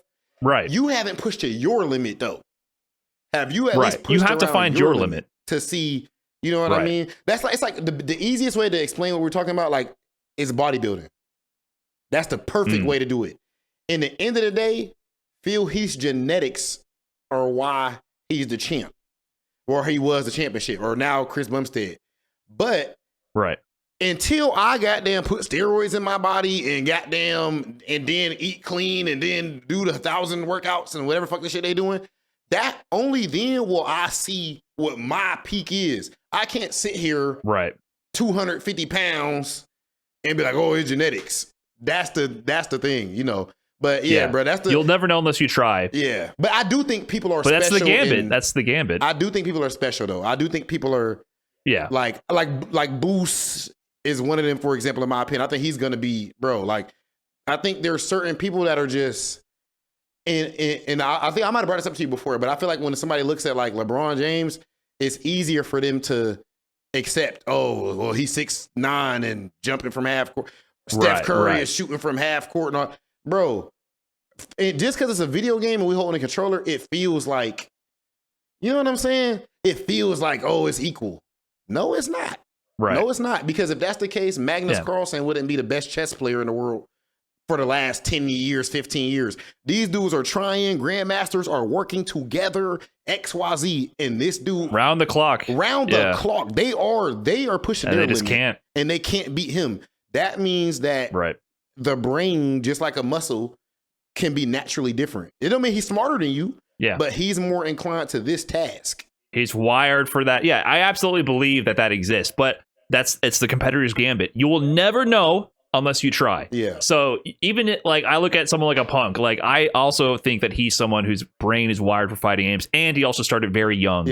Right. I do think plasticity of the brain starting young, that's a huge factor, and learning skills that you can excel at. But that's not to say that you couldn't start today and potentially be better, right? Whatever age you are, like you'll never know unless you try. That's so important. And also to believe, like to the point of almost delusion. And that's something I think you have that was very powerful. And I think that's something that I, as a competitor, kind of lack. Like I don't have quite the same level, and in a positive sense, of like positive delusion. Like I think being a competitor, you have to be optimistic to the point of almost delusional. Because if you don't have that, how can you envision yourself winning and then taking the steps necessary in order to get there? And I think all great competitors have that. They kind of spin things where they believe, oh, if I just do X, Y, or Z, I'm going to win. If I do this, I can win. And I think you can kind of feel that sense from players who don't have it. That's why the loss is a genuine shock, and why you get mad or salty or sad, because you are so delusional. You really think you supposed to just go and beat all of these other players who working hard as fuck too. You really convince yourself you're supposed to beat them. So now you lost. It's a genuine surprise. Oh, what the fuck? Like you lost to fucking Tokido, bro. Like you lost to another player who's as serious as you. So. But if you don't have that, conversely, if you don't have that, you just accept the loss. But also, if you're too delusional, then you just never work. And like we've seen players who are like the other end of like the delusional, where they're so delusional that they think they're it's like their God-given right to just win, and they don't put in the work, and they just assume they're going to win. So there's like a sweet spot where you're like a little optimistic towards delusional, where I think that's where the best players thrive, because they're delusional enough to think they can win, but also realistic enough to put the work in to get there. And I really feel like you had that. And you mentioned, like, also I want to segue into this, the dark side of competing. So that 2021 was an interesting year for both of us, because we qualified for the Capcom Cup, and this was the online format that we have today. And at that time, you know, unfortunately, people didn't respect it as much. It was kind of seen as, you know, fake Capcom Cup. You know, people were kind of dissing the regional sort of format because it wasn't the offline tour we were used to. But they were at least going to have the offline Capcom Cup. In 2020, they did the regional qualifiers, but they had to cancel the offline Capcom Cup, or there wasn't even a plan for it to go through. Like, it was very early on decided that they're not going to have offline Capcom Cup, and they just did the season finals, which is where actually me and you first met in terms of hosting, right? Like, we had been competing with each other and kind of hanging out here and there in Midwest events, but that was the first time we like worked together, because they brought me and you on as an analyst with like Ultra David kind of like leading the segments. And we were breaking down. They had all the players who qualified play sets together instead of doing the offline Capcom Cup. So it was like a celebration at the end of the season with the best players around the world. And that's how we got started, because they just kind of liked our dynamic with breaking down the segments. But then fast forward next year, we qualified for Capcom Cup. It gets canceled. To me, that was also my competitive peak. And at that point, I feel like fell off a cliff. Like, I don't know where your mind was at that time, but we were going to have a traditional world showing Capcom Cup, and then it didn't happen. Oh, what were you thinking? My heart was broken, brother. Like, I still have the Google Docs of, because during that time I had notes on everybody, like on players I felt was worth having notes on. And then especially like for Capcom Cup, oh bro, I was prepped crazy. Like, I was to the point where I recorded. I would go on YouTube and like record. I use OBS to like record specific clips of players. Like, it might be like a 3-second clip of you. I'm not saying you, but whoever that was in Capcom Cup. Just because I'm trying to see, like, compare the same situation that they're doing. Like, you get what I'm saying? When they in this spot, and I want to see that same situation 5 different times, what they like to type of shit. So them canceling that, especially just like because I knew it was my last event. You know, that was the end of me. Yeah, because you had already said this, like, this is post Red Bull Kumite 2021. You already kind of chose host over player. Yeah. And so this Capcom Cup was for sure the end. Yeah, I knew I wasn't competing no more. Like, so, you know, which is crazy because we had the Midwest versus West Coast after that, but I wasn't really competing no more. I still went there and was playing good and smoked kudo and shit out there, but I wasn't like competitive anymore at that point. But yeah, Capcom getting canceled was insane. It's crazy because now I look back at it and I feel like it's a blessing to some degree for me personally, just in the sense that who knows what happens, man? Like, who knows what could be different where, let's say I won cup or just got close or something or whatever it might have been, or did bad, and whatever happened. What if that just made me be like, you know what? No, I gotta go again. Or I gotta, you know what I mean? Right. If anything, I'm glad. If anything, I'm glad with the memories that I made competing. I love competing, bro. But like, shit, man. If I knew the shit I know now, bro, like, and it's not even about no hosting. Like, and we'll talk about that. I believe in creating your own shit. You know what I mean? I think that's the smartest thing that you can do. So if anything, I wish. If I'm like, bro, if I built up. Okay, I kind of going away from your original thing. We'll talk about that later, I guess. But just as far as content and, you know, if you started certain things earlier, where could it be at now type shit. Right. But yeah, man, it was devastating. I was sad as hell, but I knew I was done at that point though. I was like, all right, it's fucking GG's. Yeah, I kind of felt that as well. That's when I switched from ROG to Oro. ROG was so busted back then, and then when they canceled the Capcom Cup, I was like, all right, time to have fun. Yeah. And then I switched to Oro. But you still went to that dark place. That's what also I wanted to bring up. So what they did instead is they did again what they did for 2020. The players from each region that qualified played each other in a show set from around the world to at least have like a celebration at the end of the season. And it was pretty cool because after that 2020 version they did, we had No Neutral, the talk show, where we were doing the segments, the pre-show before every CPT event that was airing, and they were doing the CPT tournament qualifiers. So we worked together like that whole year, and then they actually did the No Neutral pre-show for each day, right? So we go into the studio and they have like our logo out there, the giant analyst desk. That was crazy. Ridge and Tasty Steve are hopping on, like we're leading the show. Like we got to be kind of like professional media people for a weekend. So I mean, I will always be thankful to Blue Coast and Capcom for that. So like we got to pretend kind of like we're like the real deal, doing like a real ESPN style show.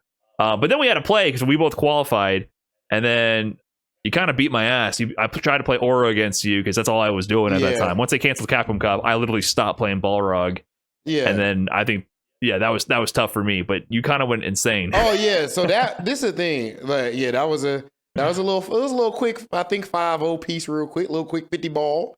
But the thing is, you gotta think about it. Like, I wasn't ready. But bro, my neutral was fucking crazy. Like, I know you was using oral time and stuff, but like, it wasn't about you. You know that. Like, we were already as close friends at that point, so it wasn't about like, I popped off insane for anybody who don't know, but it wasn't at Brian. I was probably saying, I'm RobTV, something.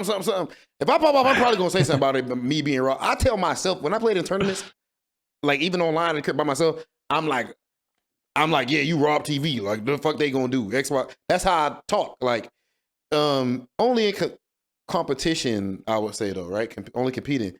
So yeah, I popped off serious as fuck, but it's just cause, bro, like, I wouldn't give a fuck who you put in that goddamn seat. I wish I could have played whoever the fuck else. You know what I'm saying? Like, I don't give a damn.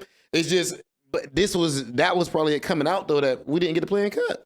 Like, this is my only, right. You know what I'm saying? I feel like I got all this talent. That's your swan song, and though. I can't show anybody. So, like, right. That was supposed to, and it was really like your final main competitive I was tournament. Actually serious, because it was money on it. So it was the peak of your focus, right? Yeah, that's true. Damn.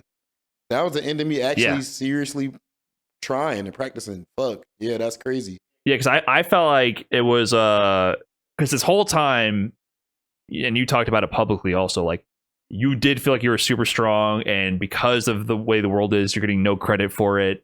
And then I feel like it all kind of culminated into that one moment. I'm like the innocent bystander. I'm getting hit by the strays. Yeah. I'm like, all right, Rob, wrap it up. Yeah, because I didn't even say nothing about like, you the shake whole my time, hand, let me get out of here. Just like, yeah, you just had to sit there. I just had to watch you. I had to look at you, wait for it to end, give you props, and move on. Oh my god! And then we got to go host the show after. I'm like, all right, dude. Like, yeah. You know wrap it up, man. Wrap it up, buddy. You know the weird thing? It's like, it's just, I don't know. I guess for me, bro, like, we don't, for the glory and shit, bro, like, that's how I felt about, like, the competing, bro. I felt like it was glorious.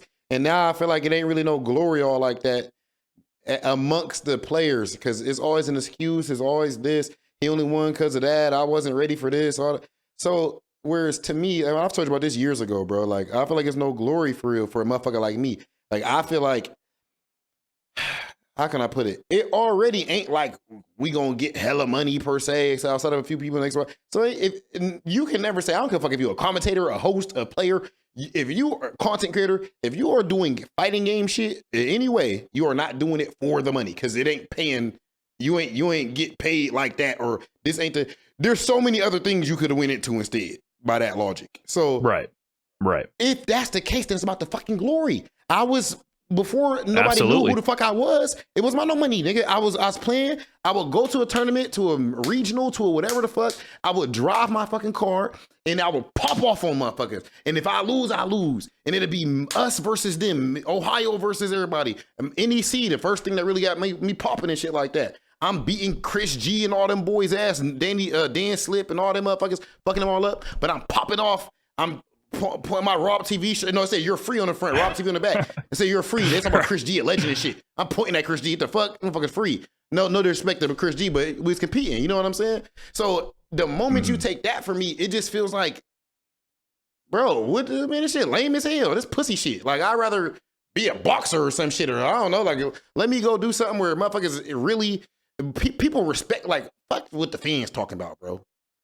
I'm talking about among the other competitors, among your peers. I remember one moment really pissed me off. Well, go ahead. My bad, but I'm sitting there, and this is when Adam was killing everybody. And we had Street Fighter League, and somebody, I can't remember who said it. And you know, I love all y'all, but somebody, we had breakfast, we had lunch or something, and somebody tried to say nephew was better than Adam. And it just infuriated me, because you only saying that because this the homie. Nephew godlike, that's the homie. But Adam was clearly, right. But that whole mentality of who is my friend and they don't do that shit in pro sports, bro. It's pussy. I was about to say, you really think that's? I would argue that that's not an FGC exclusive thing. I would argue that in especially any 1v1 sport, people have it's ego, and also it's also influenced by, especially at that time, the lack of international competition, right? So because we've had these formats at this era for so long where players are so separated and our encounters were so infrequent, it opens that door for doubt, like I mentioned a couple times already, right? It allows you to start having your own sort of justification for why the way the world is, the way the results look. You can kind of modify the statistics to match your narrative, right? But I would also argue that this sort of ego protection exists everywhere, dude. I guess I think that's just part of competing. No, it does, but for yourself. That's why I say it's pussy. I'm not talking about if two boxers fight and one lose and he making an excuse. I'm saying in the FGC, if when it comes to the overall big round table discussions, if so and so is the homie, or if I just don't like him as much, or he too cocky. Oh no, he not as good. You on your stream, he goddamn all that bull ass. That's pussy time. You really feel like that's exclusive to FGC? I think that's just humans, dude. I think that's just people. I think no matter what lane you get into, NBA, it's gonna be clicks and favoritism and whatever you want. The NBA, all the players gonna put respect on LeBron publicly on the press conference and shit. They're gonna put respect on KD, XYZ, but publicly. This shit I'm talking about is public. They publicly be hating him like, oh yeah, I think he does. Okay, but you're comparing a professional league where people are media trained. Of course, it's also mature, right? Like there's a lack of maturity in the FGC, not necessarily because the players themselves are immature, which they might be as well. But I'm just saying the sport is not a mature sport if you're trying to make those comparisons. Also, the format's different. The league, they're playing each other every week. There's cross-pollination of all the players, right? The teams are competing against each other. You have to run into them. So there's head-to-head records and stats and everything. Once again, I think the format means Nephew hasn't played X, Y, or Z player, but Idom has. Idom lost to this guy. Nephew hasn't. Nephew never played them, right? Like you can manipulate I don't want to go the statistics to fit any narrative. I could do a whole podcast on that topic, but I'll just say it is what it is. And I think a lot of people cry about something and don't do shit. I said this ain't for me. I beat motherfuckers' ass, and anybody who was a competitor who had something to say, while I was openly saying that I was ranked where I said I was ranked at the time, everybody knew I let my nuts hang. And if you didn't say nothing at that time and say, what, let me play you then, Rob, suck my dick. So, you know what I'm saying? That's straight up. Then you pussy. In the end of the day, I'm probably bigger than you, more successful, all that type of shit in the scene, and you a pussy, and that's it. You a hater. So that's just how that go. I'd rather talk about other shit at this point, though. It is what it is on the competitive side. I did what I did, but I never was like, punk Tokido, fucking, never was at that point. I don't know if I would have been able to do that because we ended up having to be stuck online in COVID. So in the end of the day, it didn't happen. I can't say I would have or wouldn't have if we had that, but regardless, I much prefer this path, and this path was decided before they even canceled Capcom Cup. So I decided to go this route. It wasn't, I just want to, just so anybody that's new, this was not like, I was losing or something. I stopped playing Street Fighter at my strongest. That's documented. So at my strongest level is when I quit. That's true. That's crazy. You went out kind of on top, jaded maybe a little, but kind of on top, because in 2022, I mean, you showed up here and there, but it was clear that you weren't. No, I wasn't playing the game. I wasn't even playing. Yeah, it wasn't like that. Yeah. You kind of just showed up. I mean, I kind of remember the Midwest versus West Coast showdown, which I think was Combo Breaker 2022. Yeah. And that was kind of, I think, like the last hurrah. Well, it wasn't the last hurrah, I would say. I already wasn't playing. So I wasn't even going to make a response video. But, I mean, in terms of, like, for Street Fighter 5 and making something, making an event, making a spectacle, right? Yeah. Like, that kind of grew. I guess it's typical regional rivalries. Yeah. You started the beef videos with... I mean, you were killing them with the call out videos with the West Coast players. So it's like Midwest versus West Coast being like Chrissy CH, Flaquito. Who the fuck is Why'd you do Flaquito? Who the fuck is Flaquito? Filipino man. And then that culminated in that 5v5, and I feel like that was kind of like the handoff to Justikid, right? Because it was started his... me. Yeah, it was me and you running the show for a long time in Midwest, and Justikid, Just My Son was on the come up for a long time, and then that year he dominated, right? Like he was the one winning all the Midwest events, and then he went on to win the next year. He actually won Combo Breaker after carrying the 5v5. Yeah, so I feel like the torch was kind of passed at that time. So I still think you went out doing something. You still made a spectacle, but it was clear that you weren't trying to compete anymore at that point. And even at that time, I will say about that tournament, because just so people know, I ain't making no excuse. Like, because I played like well at the tournament. Like I was talking to Filipino Man before I made my video, and I'm like, bro, I don't know if I'm gonna respond. Like, bro, I'm really retired. Like, I'm not competing no more. And he's like, oh, what's up? And I was like, all right, well, I decided to, for the community is why I made that video. Because I feel like I'm gonna make a spectacle. So it was like, this is good for the scene. So that's why I did it. Because it was like, bro, y'all waited. I was talking shit about y'all way last year. Y'all just randomly dropped this video. I didn't know they was gonna make that video. But at that tournament, just so y'all know, Kudo from Japan was destroying everybody in the East Coast. He was better than Adam and everybody. He would be consistent. You remember that, Brian? That's when he was beating them, but I wouldn't argue he was better, because Kudo still lost multiple showings to Idom after that. He did have some wins though. He was finally shaking up the order of things when it was kind of set for a little while. He was smoking shit over there. I remember Kudo came over and was consistent. Yeah, no, he was in the top 3. Like he was trading wins with it. Idom ended up cleaning up, and Idom ended up winning Combo Breaker and CEO with Kudo there. Yes, but he was shaking up the order of things. And at that Combo Breaker, I eliminated Kudo. And I remember again when I eliminated, I smoked him. It was real free. And but I remember after somebody was streaming or something.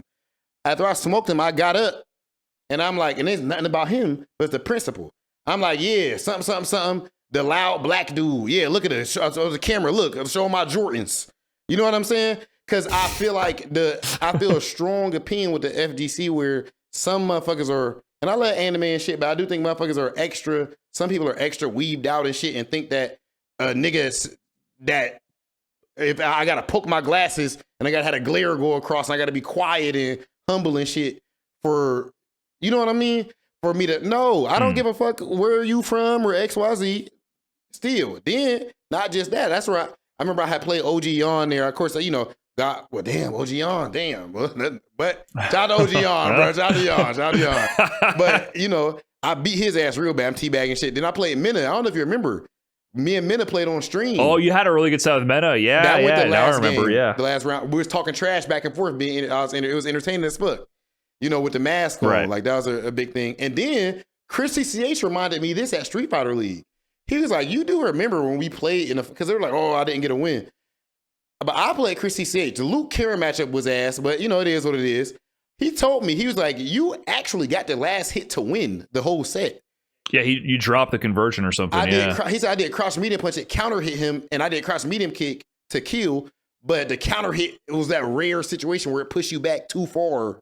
Right. And he whiff punished the low forward, which is godlike, and I died. But so I was still from out late in the ability from playing for years at a good level, but I was not training and shit. So it went out good. I actually, honestly, bro, I think that 5v5 is like one of the cooler moments in Street Fighter history. I really believe that. Like considering the crowd that came out, the crowd was huge. The bias was crazy. The Midwest bias. Right. The you need Luke. You need hundreds of people. You need Luke. Like it was special. Because this is the first season of offline events we had since COVID, right? So we finally had CEO, or actually Combo Breaker was first. Combo Breaker was one of the first big returns to larger offline events in the season, or since 2020, right? And Combo Breaker is Midwest, no coast, no kings. That's their mantra. So you participated, you kind of led the buildup, and props to Filipino Man and Chris CCH and Flaquito for doing their side of the beef with the 5v5. And I think at that time, that was also when I was in Texas and stirring the pot with like the WNF versus NLBC. There was a lot of factors at play to actually spark some kind of rivalry to get people to care, because it was hard to get people to care at this time. Late game Street Fighter 5, the game's getting older, so it's it's more and more than just the hardcore audience, and online was kind of killing the hype. This sparked something to get people interested in the events beyond just the main tournament, like who's the best player, which it was still actually a godlike tournament in the regular bracket with Idom winning that. But The there was 5v5 actual was more regional important than the rivalry. main tournament, bro. As far as there was regional rivalry. Yeah. Like that hardly exists even in the Street Fighter V era, because the world got so small because of the Pro Tour, which it's a trade-off. I kind of prefer that trade-off, but it's a trade-off because prior to the World Tour, you know, regions would not know who's better. Like there would be so much more regional pride because you would primarily play only offline because netcode was ass. So you had to play offline to practice. That forms bonds with the people in your region. You form these kind of groups, and then these groups would travel to majors, and then they would, you know, rep their homies, and, you know, the West Coast versus East Coast, Midwest versus whatever. And there was pride in players from your region doing well, and that dissipated because of the offline era with CPT, because it was suddenly a leaderboard. You knew exactly where you stood. Players from Japan are coming over and smoking everybody. See if you can even survive pools at this point, right? That whole concept of a regional rivalry kind of faded to the background with just more like who is the best in the world, and you're ranked. You're listed 1 through 500. How many CPT points do you have? I don't care where you're from. How many CPT points do you have? And then this revived that sort of energy, at least for one brief moment before Street Fighter 6 came out, where suddenly people cared about the regions, the region you represented. And yeah, it was a kind of a beautiful thing. I hadn't felt that energy in a long time. Yeah. In a long time in the FGC. To be honest, bro, I'm telling you, if I was competing out, like, fuck who wins and loses, but I promise you, even if it's being able to build a fight, I promise you right now, you could get, if people knew how to do it, you could goddamn, you think people don't want to see a Brian F versus whoever, it don't matter who, bro, I will make a fucking good match with anybody. I don't give a fuck. If I build it up the right way, it don't matter who the other dude is. It does matter because that decides how the story go. Like, it don't matter that it's me, but it's how we build it up. We can make it a spectacle. You know what I'm saying? Like, I think that's something that should be done more in the scene, but yeah, I think it's gotten harder because that's something I also used to do as well. In the online Street Fighter V era, I used to have those sets, like we played one as well. I used to do these all for fun. Like I'm you know, your style is a lot more direct. I would say me, it was very tongue in cheek, kind of WWE style, calling out different players and kind of just doing a set with them. But I think it's been a little difficult these days because so many people, just like the problem I mentioned with the CPT, there's weeklies every week.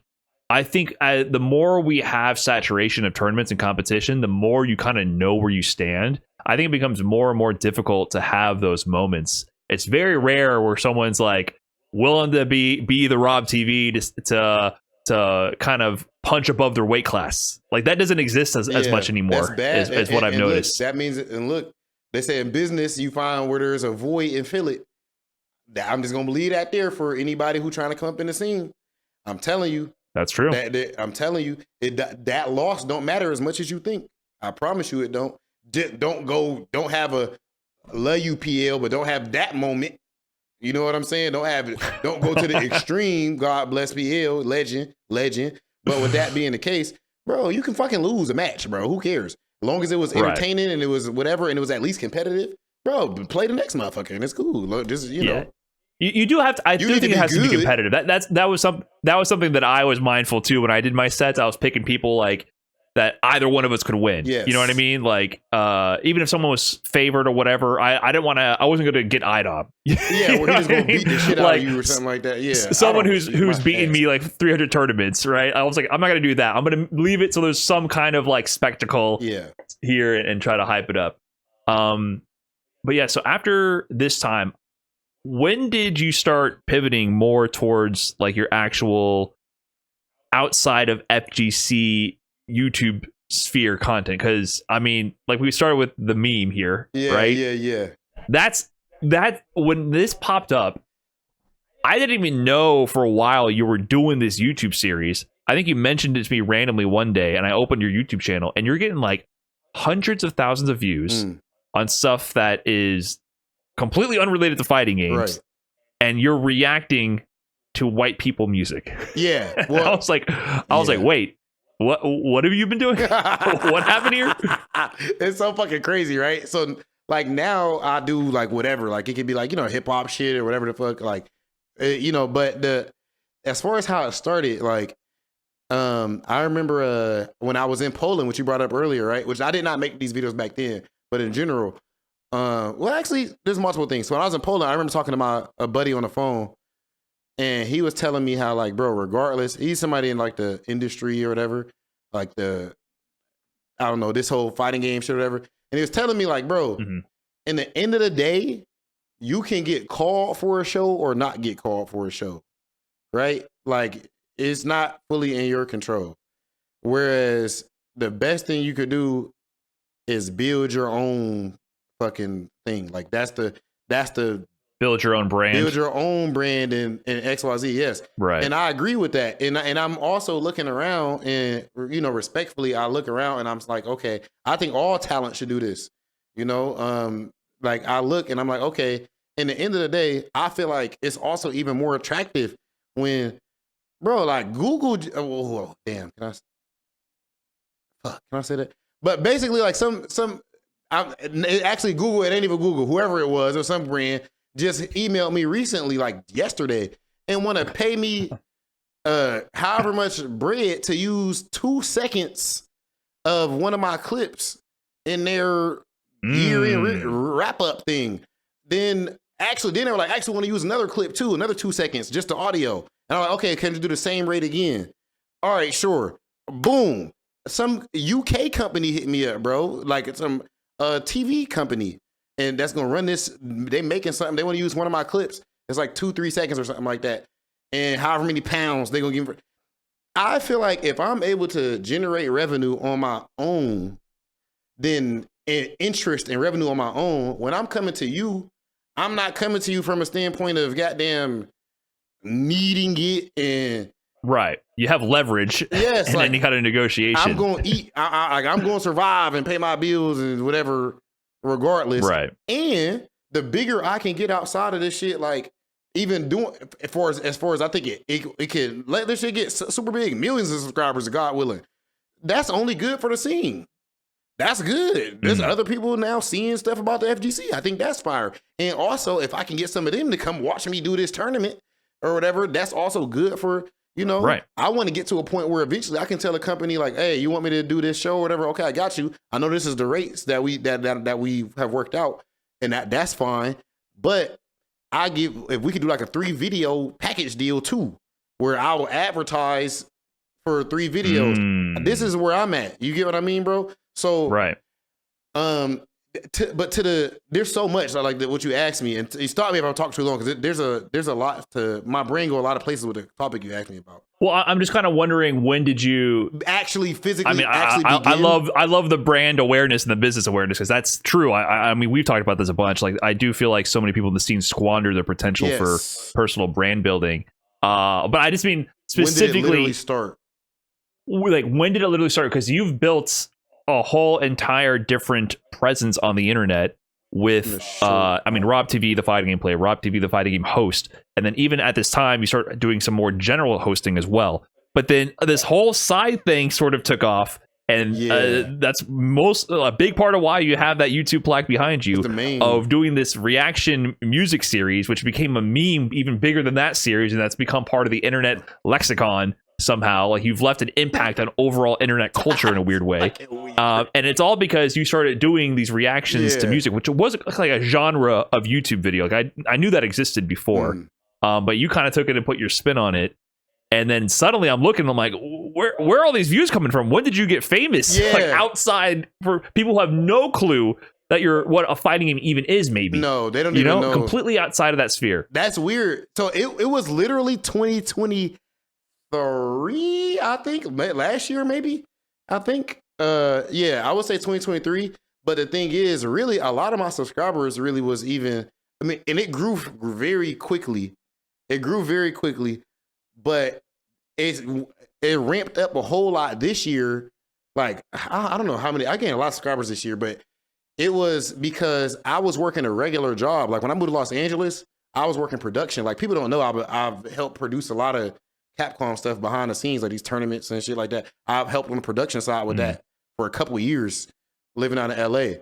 But I stopped working for that company. Like, so I didn't have a regular job no more back in February of this year. So if you looked at my social blade or whatever the fuck, if you could see it, like, or my analytics, if you look at February, you're going to see like this big ass spike because That's when I was like, okay, I'm able to like do this. Like I'm really able to have time to just do this hard.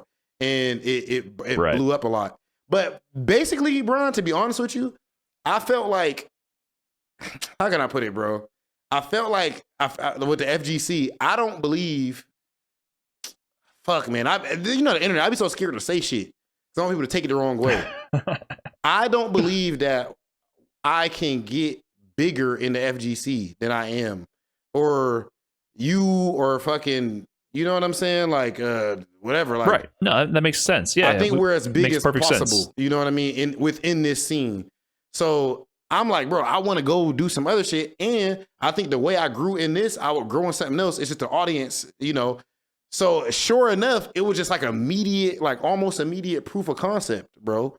I'm not gonna lie. Like it was almost immediate proof of concept. And the way that specific series started, one, I'm glad I chose that name, Trying White Music.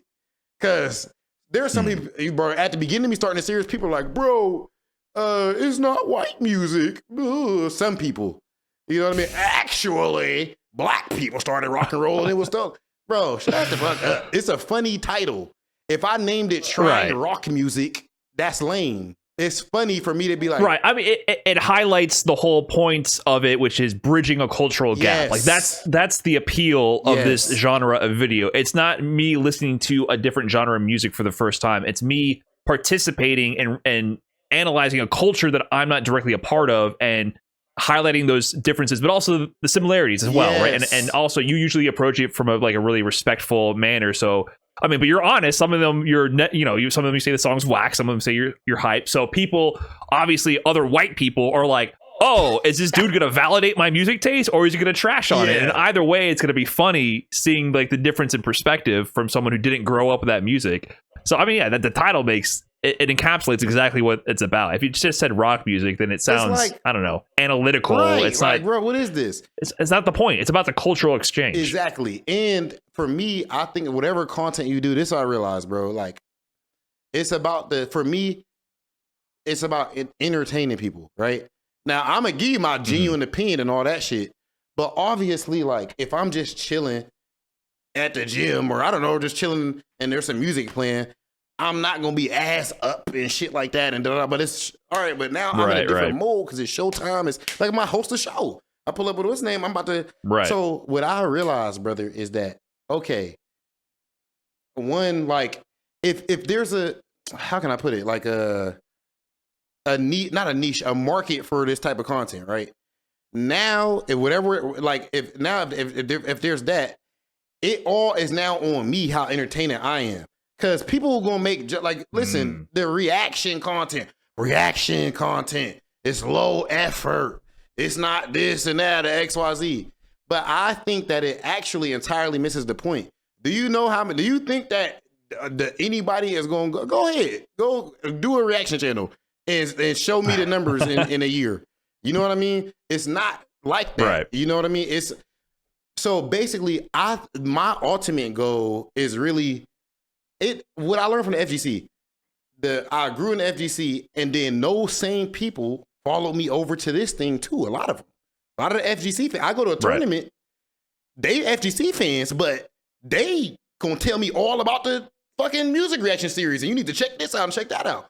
So it taught me about the concept of moving a fan base. So I look at like a KSI and Logan Paul and all these guys too, right? And it made me realize, like, bro, this whole concept that I used to have is antiquated. Of like, you need to have a niche and this, that. To some degree, yes.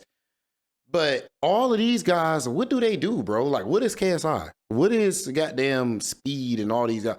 What do they, like, what is their niche? I know KSI started in FIFA, but with the same concept I'm talking about, he took that and turned to this, music, boxing, whatever. Logan Paul now WWE, So that's what I think about. If you build your brand, and if people are like what you're doing and entertained by you, my goal is to take that and ideally get people who fuck with me and have a community enough that whatever the fuck we own that year is what we own that year. That's the point. Like maybe one day I don't even have no goddamn music reaction videos. I don't know. Like I like doing it, so that'd be dope. But yeah, I don't know. Right. I mean, that could just be one part of what you do. I mean, exactly. I do think starting in a niche as a content creator, I do think that's super valuable, because starting as a general entertainer is so difficult to do. I mean, because how do you get off the ground from 0 viewers? Like getting from 0 to 1 viewer, that is the biggest jump you have to do. And if you serve a niche, I think that's a really easy way, because I think it's all about providing value to users, or to whoever, the viewers, users, whatever you want to call it. And so having a niche where you provide some kind of expertise, that's so streamlined of a process to do. I'm not saying it's easy, because you have to have expertise. Like you had to get really good at Street Fighter. I had to get good at Street Fighter. We had to develop a skill that people found valuable, so they were entertained. We provided value through the gameplay first, because that's something that they're already interested in. Then maybe we build on that by having technical knowledge, sharing that. And then, of course, wait a minute, this guy actually liked their personality. I enjoy their content. Maybe I just enjoy their take on whatever. And then you spun that into a larger total addressable market, right? Like the niche of fighting games is really small, really, really small, especially competitive fighting games, right? So if your goal is to grow from that, I absolutely agree that you have to pivot. So like for myself, I don't mind that too much, right? That's I want to just serve that one market. Like I don't really have the aspirations to go Logan Paul level, whatever. But if you're trying to grow in that sense, you absolutely have to pivot. So doing this pivot, you pivoted from a smaller market to a larger market. Of course, people who play fighting games listen to music. People who listen to music don't play fighting games necessarily. Like, you know, like you went to the larger market that's going to have overlap with your existing one. So you're going to lose a percentage of your original audience, of course, but you're going to preserve a good number of them. Like there's a high chance that people who play fighting games listen to music. So it just makes sense that you can keep making those pivots from one market to the next one, which it's a larger market. Of course, some of those people who listen to music are going to like food. You start doing a cooking channel. I don't know what the fuck you're doing. You know what I mean? No, exactly, but like everybody eats. Everybody eats. You know what I mean? Like you start moving to a different market or doing different things. Internet personality or media or whatever you want to call it. Yes. At some point, you make the jump, because everyone who got big, they started from something. I think Speed, did he do Minecraft? He did something gaming related. He was doing something gaming related. NBA 2K. You know what I mean? A lot of dudes. KSI was FIFA. Right. But in the grand scheme, so they all start from something small, but you keep pivoting that to become just the brand itself. So like I think you've taken 2 steps in that direction, right? Like you did the fighting game thing, now you've done the music thing. Yeah. Or I guess maybe 2 and 3 steps. You did the hosting. Like you've already kind of taken these steps to get into that direction. So I do think you're on a really good path to make that happen. And I told you this years ago. I don't know if you remember. I told you, like, of all the people I've met in the FGC, I think you're the most likely person to be famous. Yeah. And I still believe that. I still believe that. I swear to God. If that's your goal. That is the craziest. Like, I think, I don't know if I even told you in that moment, but when you told me that, swear to God, bro, that's one of the craziest things somebody ever told me, just because, I don't know, that's some real genuine shit for you to say that. I'm like, damn, that's a huge. We know a lot of people. It wasn't like it wasn't me trying to hype you up in that moment or nothing or whatever. Like we're just talking, and I'm like, man, like I really feel in my bones, you know, like because you're that type of person. Like you walk into a room, you're immediately socializing with everybody. You have the skills to just make people feel welcome, which I think is an extremely valuable skill set that I don't possess like that. Most people I know on the planet don't possess like that. It doesn't matter where we've been. If we've been outside, the concierge, the whatever, the waiter, you know, any environment you're in, you're able to wrap people in really quickly. And so I think you have the ability to spin that into anything you want. That shit is, and bro, that, like I said, that mean a lot. And I do think that, like, there's like I don't know, bro, that's that whole concept we talked about as far as like natural inclinations. I think also, don't get me wrong, how long have we been doing this content shit? Like, so I do got years and years of reps, or now I've hosted 1 billion shows, a live audience, not literally 1 billion, but you get what I'm saying. Live audiences and shit. Even if it's FGC, it don't matter what it is. Right. So when I went and did a Hollywood show with celebrities, I'm just as comfortable. You know what I'm saying? Like I was just as comfortable when I went to do that shit. Cause it's the camera, it's the mic, it's people. You know what I mean? So I do think all of these reps, all of this shit is reps. You know what I mean? Like it's natural. My first YouTube video I told you about, bro, and that's unlisted. It was a video essay, but I was talking like a YouTuber, bro. Like I was like, oh my God, it's cringe. I was trying to put on a Oh, voice. so that's why you hit it. It's the voice, trash, the intonation. Bro. I was trying so hard. You got to send me that. I'm really interested in that because I did video essays also when I first started. Like the first videos I made on YouTube, the very first were just like gameplay, like no commentary. Here's Street Fighter 4 games that I played online. And then after that, I did like a series of like Balrog tutorials. I had a shitty condenser mic with all kinds of static being picked up. I'm like at my parents' house speaking into it, whispering like the whole time the mic is going crazy. Monotone voice the whole time, all business. But I'm so proud of that. Like looking back on it, like I was editing videos, I was picking the music, I was picking the clips, I was scripting, narrating. It's reps. It gets you used to putting stuff out there. Yeah. You're right. Like I said, I look back on that, and I did YouTube even before. I did some YouTube in high school. We ain't gonna talk about that. I got some YouTube even from high school. A word? Yeah, like dance videos, fucking music. I got music on the internet people don't know about. Like I was a popular rapper in high school. Did I know that? I don't know if you know that. I think you mentioned this before. I don't know if I've heard one of your songs. I was legit cold, like dead ass. We got to put a song out there. I ain't gonna lie. Yeah, you got songs? I have like a mixtape on the internet for my first year of college. What was your name? Wait, what's your Don't worry artist about name? all that, champion. Don't worry about all. What is it? Wait, hold on. What was your channel name instead of No Chart, bro? My name would be fucking No Chart. No Chart. No Flow TV. No Flow is girl. You trying to battle, bro? You trying to battle, bro? I got bars, man. You don't know, bro. But honestly, like, I do think this is why, bro. I'm telling you, this year, bro, and like I said, I call my shot. Like, I really expect over the course of this next year stuff to really. Bro, like I think content and shit, there's no luck involved, in my humble opinion. I don't think there's really luck. Like there's luck as far as where you were born and all that shit, and if you got resources. But outside of that, I don't think there's too much luck involved, bro. Like you can see if it's for you or if it's not for you, and you can see what worked and what didn't work that you did. You know how the game go, bro. So I'm looking at all this shit. You can see. Like, when you hear Mr. Beast even break the shit down, and I ain't making no Mr. Beast videos, but you get what I'm saying.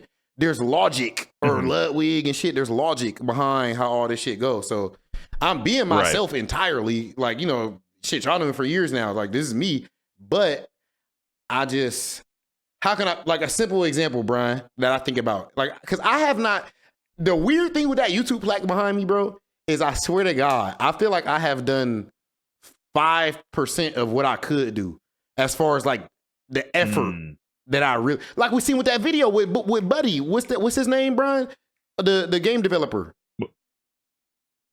Sakurai, the Smash developer. Yes, yeah, that's what I'm saying. Yeah, he is going way harder than what the fuck I'm doing. You know what I'm saying? I'm like than all of us, than anybody, bro. Like, but if we put all of YouTube to shame, you get what I'm saying? I'm like, damn, even put like this, bro. There's so many. I don't know. We talk about the memes, but the meme shit. But I don't know if you've seen there, like with the Kendrick Drake shit, bro. I had so many clips going viral and shit like that, or even outside of Kendrick, you got the Tom Real. But regardless, those things are from me taking the clip from my stream and posting it on Twitter. If the moment happens, all these moments, but I don't fucking post it, now it's not a viral clip. Because I'm not famous like Cancellation. You still have to have social. Yeah. You don't have a team. Like once you reach a certain size, you literally have people who are just kind of like, I don't want to say leeches, but kinda, it's like symbiotic. It's beneficial, but their motivation might just be leeching. Like there's a whole industry of monetizing content that's not yours by just clip farming famous people, famous content creators, and then they monetize that and they take the revenue. But for someone of that size, it just serves to benefit them in the end because they'll still get a greater share of the pie once those become that brand awareness is good enough for them. At your scale and our scale, anyone in the FGC scale, it's still better to be the primary content producer to get the direct monetary value. But you still have, that means you have to go and be the person to build this brand awareness. You have to put the clip out there. You have to have the social media wherewithal to actually have this mechanism going to generate this brand awareness and get things out there, which I think so much of the FGC has been lacking for so long. People are getting better, but that was one of the things that I was pioneering for a long time was like, dude, why aren't we doing YouTube? I had a clips channel. Yep. I was like, why aren't we generating short form content? Why are we doing long form? You know, like there's so many things we could be doing. That clip just now, that fucking that people always bring back. Somebody gotta die. Oh yeah, you know, all that shit. I want to beat his ass. But that moment, it happened, but it didn't even happen if somebody didn't clip it and put it on Twitter. Right. Like that. Yeah, and that was from years ago. See, that's an example of someone taking on a life of its own, which at our site still does happen. Like I didn't clip that. That's part of it. I think that was our first of 10, right? That was our set we did in like 2021 or something like that, or 2022 maybe. So back in ancient history at this point, but it's spoken up to somebody, and now it floats around out of context. Me reacting to you popping off. That shit is so awesome. So it's funny how things can take a life of its own, but you have to put in a lot of work to get there. The content shit is not easy, bro. Like it's a really that shit ain't fucking easy. I'll say that. Yeah, but I think you have to have some kind of way to generate value. I think that's the number one thing that people miss, because you are pivoting that value to just being entertainment, which I think to some people they might argue that's luck, because that's very personality driven, right? Like you have an engaging personality, but you've worked those skills. Like I think that's definitely genetics, your environment, your upbringing, but you've worked those skills, and someone can't replicate that. Yeah. But I would argue to someone who's watching this, if they're interested in that, like what value can you bring? I think value is the number one thing, and then you build from there, and then you do the understanding of content production and how to work the social media platforms and make it engaging. Those are things that you build on top of the value you provide. So that's true. I don't got your personality. So to me, the value was I can, provide edutainment. I can teach about Street Fighter. I can entertain people with it. Maybe some gameplay, some history. I provide value there because I know I have expertise there that not very few people on the planet have. I know that about myself. Like, and then you're able to make nerd about the competitive scene. And you're able to make content that is just as good or better than somebody who is hyper and shit like that. I agree with you. That concept of, like, I even look at Nephew or whatever, right? Like, you a lot more energetic and shit than Dark Neff, but regardless, the like Nephew is making fire ass content in his own way, like, or Core A Gaming. I love bringing up. I love his YouTube channel, like Jiro. Oh my god, I love that shit. Or even the Sakurai. That's how you say his name. Yeah, Sakurai. That shit is, he's showing about game development, but the way it's presented and XYZ. So I do think, but there's so much information there. Like, there's so much valuable information in that video. It's insane. Yeah, but regardless, I do agree with you saying on the value side. I just like I said, the entertainment side, because I just have a lot of fun. How can I put it? Something I never might have brought up to you, or maybe brought up on camera in general. So when you like do something cool in a tournament, at an offline tournament or something, or whatever, like anything, and you always go back and you watch the fucking match again to see what the chat was saying. Oh yeah. So let's say you did this godlike moment in the chat. Oh shit! Or you clutched out there. Oh shit! So that's a moment you can go back and watch. For me as an entertainer, like when I'm hosting a show, when that chat goes brrr, like when something happened, like the "you's a bad man," whatever the fuck, the entertainment value shit, and the chat goes like that, that feels like I just got a crazy ass whiff punish for a game. Like when I had the live audience laugh at a joke or get hype, and like I just or fucking Intel World, Gamers 8 before it was EWC, and I'm just freestyling the esports. They always say we in esports, whatever the fuck, just freestyling all that shit. Because all the shit I do up there is always freestyle. But when that crowd go crazy, and I get the FGC, get the chant going, man, what? That shit feel like that give me that feeling of like when I was competing, like it just in a different way, kind of, like that's my shit. I absolutely love that part of the entertainment side. So that's just where, for me, it's not just, it's like that's what I'm good at, and that's what I think I have the most fun doing. You know what I mean? That's what it's like, the entertainment side of content and all that, Yeah, no, that makes sense. That's a beautiful thing. I think at the end of the day, we're all kind of searching for that, right? Like you mentioned before about competing, it's like for glory. Yeah. There's many paths to that, right? I think there has to be, if you're competing as a fighting game player and you're not at all having that drive or that vision of like the championship and like the respect of your peers. And I don't know, that vision used to motivate me so much for so many years. I remember back in the Street Fighter 4 days being at the gym, dude, just thinking about like, oh, the moment I beat Tokido in the last round, like that was like my motivating factor to fucking lift the weight. Yeah, like that would get me hype enough to like get through whatever, or like on the treadmill or something. I remember I used to use that vision as like motivation for practicing and at the gym. And like, if you don't have that, I don't know what you're doing. Like, I don't know, how could you compete? What even makes you want to train and shit, bro? Like, what even makes you want to? Yeah, I don't know. And I think it's awesome that you found that in another avenue, because I think there's infinite more reach potential. With what you're doing now. And you're on your way to making that happen. It's cool, bro. Yeah, I appreciate it. And honestly, but so you know, like, well, not for you, because I know you know, but like in general, I don't think anything is better than anything else, or it ain't like, oh, if you, because where does that end? I hate when people think like that. Like, I don't think like, oh, well, now if Minecraft will give me the most views, it don't mean that a Minecraft, like I should do Minecraft, or somebody is better content creator than me because they got more views on Minecraft. So I'm not a better content creator than a motherfucker that's doing FGC shit. If my shit eventually got more numbers, no, you should do whatever the fuck that I think, whatever the fuck you specifically want to goddamn do. You know what I mean? So I don't think that like numbers necessarily just like tell the whole story. But personally, I do. It's like partially like the game. You know what I'm saying? I love the game, bro. So I understand playing the game. Like, I want to compete with these motherfuckers. Like, oh, he doing well. Like, good for him. I ain't against you. But if you can do that shit, what can I do? I can goddamn, you know what I'm saying? That's how I feel about it. So I do want to get as big as possible. Yoink and twist. What'd you say? That's what the yoink and twist. That used to be, you know, I used to watch Ludwig heavily, and I've told you so much about how like I learned and approached YouTube was from watching Ludwig. And then I remember he did a lot of meta videos as well about how he grew his YouTube and his strategies behind things. And those were my favorite videos of his, how he did thumbnails, whatever. And then how he structured his streams to have content segments that would be turned into YouTube videos. So the stream became that was where he filmed the YouTube content. Like, that was the whole pipeline. And then he would always talk about the yoink and twist, like seeing what somebody else is doing, yoink it, and then, you know, twist it. Like, you know, put your own twist on it. That's the internet. Like, that's the internet. You got to. You're not stealing.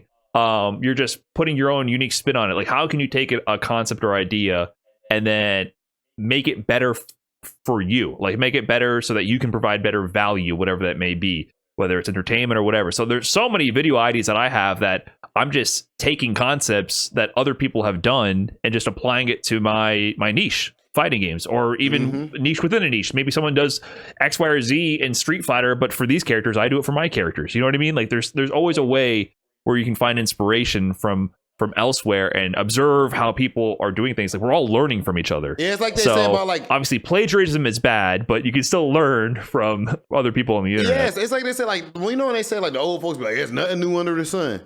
Like, that type of concept, pretty much, bro. Like, that's the whole entertainment industry, regardless.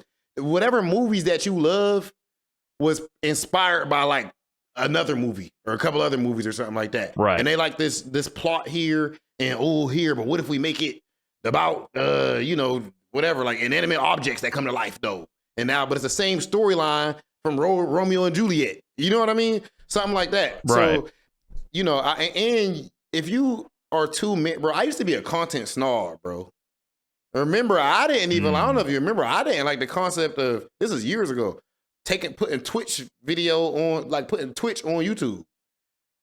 Right. I was like, oh, it didn't feel premium enough. What'd you say?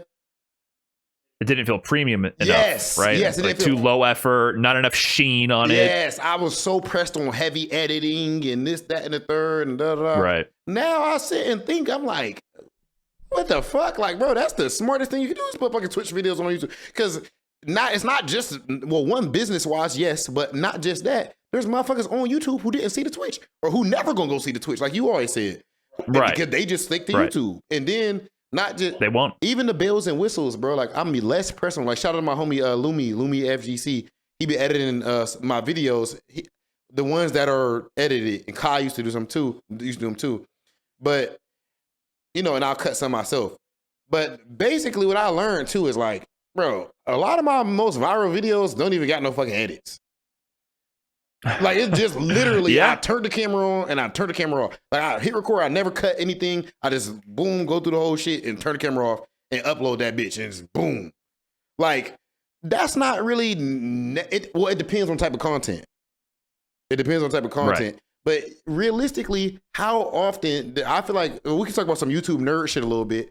How often can I really put out a full goddamn 2-hour documentary with video edits everywhere? You can't. I can't drop that shit. You have to draw that line, because that's what you mentioned. Corey Gaming, Gerald, he does have the best channel in the FGC, easily. And he's talked about this himself. I've talked to him about it. It's the worst business model to have, right? It's the least amount of sustainability, because even though those videos might get 1 million views, 1 million views over one video that you put out once a year or twice a year, that's 2 million views a year. You are not generating the revenue of a channel pumping out multiple videos per week and having consistent viewership, far less per video, but cumulatively that adds up to much more, right? So it just doesn't make sense from a business perspective sometimes. Engagement, the fans want to, that's what I'm trying to ramp up for now. Ideally, bro, the fans want to see you as much as possible, or your viewers or whatever the fuck. They know you got a life, but if this is what you do, like Kai, how often is Kai in them live? How often are you live? How often are you putting videos out shit? That consistency. Too much. That consistency is what give you that, when that goddamn close brand. I can make the best video ever, but you're not gonna feel a connection with me all like that when you can't. I'm only dropping once a month, and you know what I mean? So that's another thing I think about too. And honestly, bro, there's motherfuckers put out 3 videos a day and shit. For real. Yeah, that's a lot. I think it all depends though, because it depends on what you're aiming for. So like with Gerald, like he just puts out quality and value in terms of the in-depth exploration of the topics and just the overall quality. So I think value comes in like many different forms. That's the number one thing I think I've been thinking about. It's like, what value can you provide? So that can either be through quality of information about a particular topic. Like maybe you have a really small niche, but you provide so much value to that audience that they're fans of you for life, and like you're really serving that niche and you have a dedicated audience for that, and maybe you convert that to some other kind of monetary incentive because you're not making all that money just from ad revenue, so you're targeting a smaller market, or you're doing like an entertainment route, a more general route. What is the value you provide? It's the entertainment, it's a connection with you as the personality. So in those kind of senses, that's your goal. Volume is better, right? Volume is better than quality. But if you're doing quality, if you're providing value by making film, making art, obviously, then the quality of it is a much more determining factor. And then you have to focus on that, right? So it's all about determining where you're trying to add value. And if your value is entertainment, you can be entertained by the 160p shitty video that's been re-uploaded 30 times and it's a fucking horse kicking a person down. You know what I mean? Like the shit we laugh at is not because it's high quality. Quality can be a way to achieve entertainment, but it's not. It's by far not the most important thing. So it all depends on what you're trying to achieve. And with your entertainment, like I said, you ain't gotta be just doing McDonald's shit. Like you could be amazing at that. Like if fucking Kevin Hart put on a camera and there's no edits, but he being funny as fuck, I still think that's very high quality, even if he didn't have edits and a script. Quality can come in many different ways, shape, and form, right? Too. Video editing and quality is totally separate from quality of information versus quality of entertainment, quality of humor, quality of this. Like there's many ways to achieve quality, right? And it's not just the actual edits and flow of a video. But I do think that's important to make the editing and the actual production work for whatever you're producing. That's the main thing. If it's not important to heavily produce or edit something for what you're providing value for, then you don't need to do it. Shit. But maybe there are times where it is. Like I definitely think for edutainment stuff, like when I try to put out stuff that's more about like tutorials or exploring a piece of tech and like entertaining people about diving into the engine of Street Fighter, I definitely think it's important for me, not necessarily the editing, but the structure of the information, right? Like, oh, here's this one a piece of tech you never heard of, but why it matters so much. Let's break down each piece here and show how it works in the end. You know what I mean? Like the structure of how you present it. Oh, that's huge. It's extremely important because you're telling a story and you're engaging the audience and you're building up the pieces so they understand the significance of what you're talking about and they're entertained with the flow of the whole thing. That's not necessarily the editing. The editing might assist in achieving that flow, but the main thing is the structure of how you're presenting the information. So it really depends on what lane you're trying to fill. And if it's just pure entertainment, not tied to any sort of a specific niche, editing may or may not be applicable. Yeah, I want to eventually like make more videos like that too. Like even like maybe, I don't know the details yet, but you know what I mean? Like fucking long skit shit or fucking, you know, I don't know, video essay or some shit like that. But you know, you need resources too. You know what I mean? Like time, bro, time and all that shit. So over time, as shit grows, I'll have more resources to do more stuff. Second channel. That's the other thing that I do. I mean, I have the clips channel, right? So the main channel, I do have a certain higher standard of quality for like the metric I just mentioned before, right? Because there's when I do the tournament recaps, I do zero editing. Yeah. And those are some of my most successful videos right now because the value I'm providing, crazy, bro. The Cream City. Yeah. Oh man. Yeah. I've been doing that for every tournament, for every CPT major, right? And the comments I get, and I've noticed that this uptick of people having really, really nice and comments expressing appreciation because I'm providing such a value to them. Like, oh, I can't keep up with these tournaments, and I don't know any of this history, and I haven't seen any of these players in years because everything's online, and I can't keep up. Like, I feel like the scene disappeared off the planet when COVID happened, and now you have reintroduced them to me, right? So I've been getting a lot of people who really appreciate that value of information. I do zero editing. There is no editing. It's one take. I do it all. I flub my words, whatever. We roll with it. It keeps going. And those are some of my best performing videos, That's right? Fascinating. So that hits the main channel because the quality is there because of the information. Because I have the expertise to organize and present this context that most people on the planet do not have. The clips channel, however, the quality is not there. It's just like whatever coincidentally might have been interesting from the stream, just thrown up there, capture the moment, spam, you know, because people aren't watching the stream. So there might have been pretty interesting, entertaining moments, but I don't have to worry about quality. Just spam it. So I think if you had like a second channel, you could exercise that more. Yeah, I'm definitely going, like I made a second channel, but that's where I'm going to be like dumping hella. I think that channel will eventually get bigger than my main channel actually. Like that's at least my prediction. I really do predict that. But I do think like the YouTube in general, the game has shifted like from, remember back in the day, you were supposed to like try to make your video as short as possible. And you wanted, like, not literally short, but like, I know there was like a 10-minute rule, but even before that, like people wanted short form content, like get straight to it. Whereas now long form content is what we want. Cause we want some shit that we gon' like this podcast or something, bro. I mean, I straight put on your goddamn podcast and be doing whatever else. I might be playing a game. I might be at the gym. I might be whatever the fuck I'm doing. And we're driving to work and I play that. I like a long 30-minute, goddamn 30-minute, an hour. I consume a lot of that type of content, you know, and that stuff, I don't want to see goddamn all these cuts and jump cuts and edits all in my damn face for 30 minutes an hour.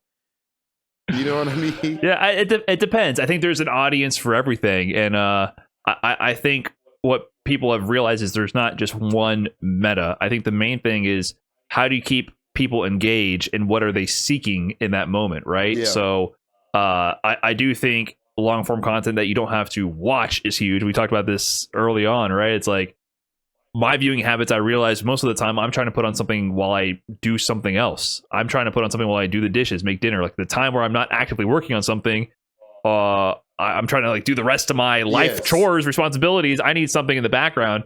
That's when I look for long form content. But I scroll my phone, dude. I go into YouTube Shorts. I be doing that shit all the time. Yeah, you ain't going. I still go into the garbage slot feed of YouTube Shorts when I do get stuck. Yeah.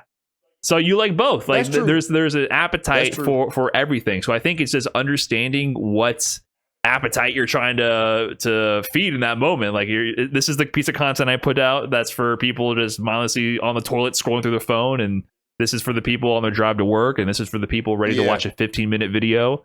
And you can fulfill all those needs as a content creator and make it engaging for everyone. Be everywhere. I think be everywhere, bro. In a non-trash, non-fucking spammy ass way. I think, you know, within reason. Within reason. Like whatever you can do at a high quality level. Like for example, people don't think about this. I can't do fucking 5 reaction videos in a day, but you know what I'm saying? for his music reactions. Right. It's not because of the time. I'm gonna shoot the video in 10 minutes and one go because I can do it 15 minutes, whatever. But the energy level is so high, it's completely unrealistic to do that shit again and again and again in one day. Like, right. The quality gonna drop. It's gonna be, you get what I'm saying?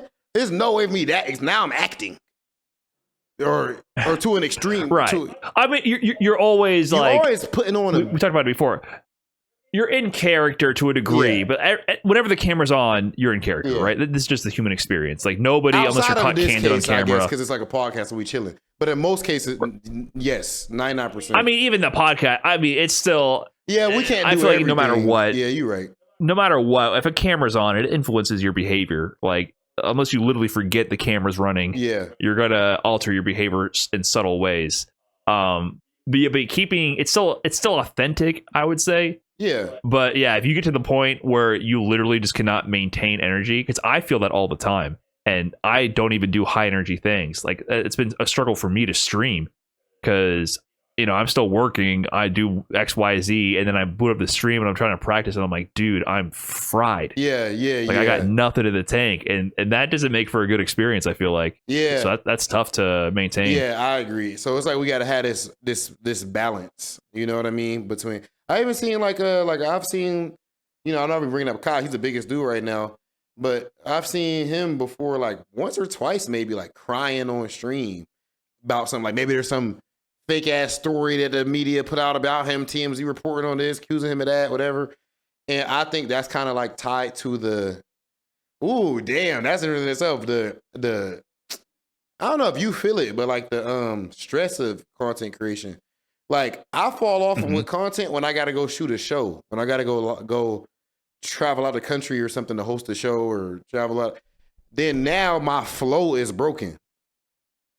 So I'm literally with like with the Saudi Arabia show, we were just on EWC. We out there for that whole time. So and I'm bringing equipment, like I'm recording when I'm there. Realistically, after I really fucking get there, it is no way in hell I realize like, okay, I got to do this. And then you want to at least chill with the homies a bit and whatever. You get what I'm saying? You got to enjoy the once in a lifetime experience. You got to. While you're there. So now it breaks the whole goddamn, but man, the content shit can be a bit, man, I've done dumb shit before. I remember posting a video. The video is up for 2 minutes and I'm looking, I'm like, damn, this ain't got the numbers that whatever other, but like I've been 2 minutes. In 2 minutes, the YouTube studio hasn't even like loaded the data, but I do the same thing, bro. I refresh it for 2 minutes and that it's like the line is below the predicted amount, and it's in the gray. Put that little arrow, that green and the line arrow, is gray. It's more than normal, or the gray arrow pointing down. It's like gray if it's below.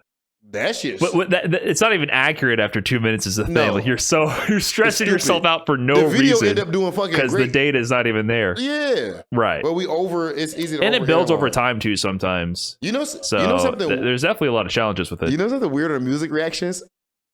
If you do a video reaction and you say a song is trash, right? That video is not going to perform as well.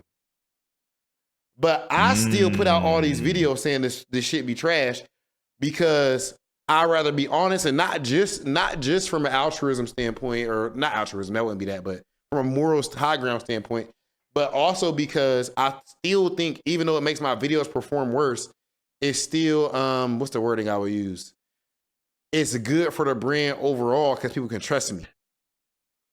It builds credibility. Yes. If I'm like everything fire. Yeah, you're not just like a shill. Yes. Yeah. Then nobody want to watch it. But if you really think, no, I say shit trash. Like. Right. No, that absolutely builds credibility. I do think having that authenticity and that assurance of the audience is super important. Because that, I guess, is a criticism that I saw that you were faced with. People being like, oh, he's lying that he's never heard the song before. How haven't you heard this? He's faking reactions, whatever. And it's like, yeah, it's clear that you're hamming it up a little bit, but it's from a place of still truth. Yes, I really don't know that these fucking songs. Like, bro, where the fuck you think I grew up at? What do you think? Right. That's crazy because I feel like. But Bohemian Rhapsody, you really like that one was crazy. No. But Bohemian Rhapsody. No, I didn't say I never heard that song. Which one was it? There was one I remember people were talking about. They didn't believe you. I wonder which one that you had never heard. I can't recall. I don't know, but for Bohemian Rap, like, so if somebody requests me to react to a song, but I heard it, it's not gonna say first time hearing. It'll just be like, oh, reacting to, like, because maybe I have heard. Okay, you get what I'm saying? Now I have heard these songs. I have never in my life sat down and put on a pair of fucking headphones and said, let me go check out some Queen at this time. Something like that, which is a rare case. Okay, if I have heard the song, I will say that shit. But I've heard it like in passing, or I've heard it on the fucking movie or something like that. Right. I have never, like, well, all my music, the music we like, that we listen to, we play it and we know it. I know the words. I know that I'm hearing this song. I'm genuinely, I never knew he said this. I don't even know what this song is about. I don't know what the words to the hook are of this fucking song. Genuinely though. Right. You know what I'm saying? Now, anything says first time hearing, promise you, brother. No. We not listen to that shit where I grew up at, bro. Why? Think of it like this. Bro, there's some people think about it. Why, if I like rap and hip hop and all that shit, like, that's what I'm into, what is gonna ever possess me personally, not saying whoever, to be like, you know what? Fuck it. What's some of the bands I've heard? Fucking Nirvana album today. Nigga, there's a new Kendrick Lamar album there's old school rap I can hear, there's R&B, there's all this stuff. At what point do I, for no reason, just pause? Whatever party I went to growing up, we playing hip hop. I'm in the hood, bro. Whatever, when my dad, we ride in the car, he going typically be playing hip hop and shit. Why the fuck I'm in here this goddamn white ass song? Yeah. It's whatever your parents are playing in the car, right? Because like I know all that music because, you know, my dad would play exactly that in the car. Yes! You know, like that's dad rock to me. I know all of that music in detail because it's dad rock to me. Yes. So it's funny you put it that way. Some of it though, I mean, I understand I forgot which example. I wish I could remember, but some of it's like, okay, like this isn't enough car commercials, you know, enough stuff that's ubiquitous where I can see some kind of like skepticism. How did you not? Like, I guess some song was in the Matrix or some shit like that. They're like, so you never seen the Matrix? Right. Brother. You might not even remember hearing this is the point. that in that passing moment. Yeah. Oh, it was in the Matrix. So you never seen the Matrix? Yes, I seen the Matrix. Well, it was in the Matrix. Nigga, I don't know what song is in the Matrix. You know what I'm saying? Like, right. Yeah, but to them, it's like they already knew that song, and then it came up again in the Matrix, and they're like, "Oh, the Matrix is using that song," and so it really sticks in their mind. If I go into a store and they're playing a Drake song, I know Drake music, so I might notice that Drake song is playing. You know what I'm saying? If I go into a store and I don't know the song, it's fucking background music. Like, I don't even notice the music playing. It might not register. It don't even register in my brain because it's like, I don't know, elevator music it might as well be. I don't know this shit. Like, but that's the benefit though. The fact that the truth is on my side with it, brother. This is what I say to people. This is the best way I can put it. If my acting skills were that fucking good, I promise you I would not waste my time doing a fucking reaction video with it. Instead of being in, you know what I'm saying? Like, because I must be, the video seemed real authentic. So if I'm that great of a fucking actor, you know what I'm saying? Why do I even put in all that effort into that? That's stupid.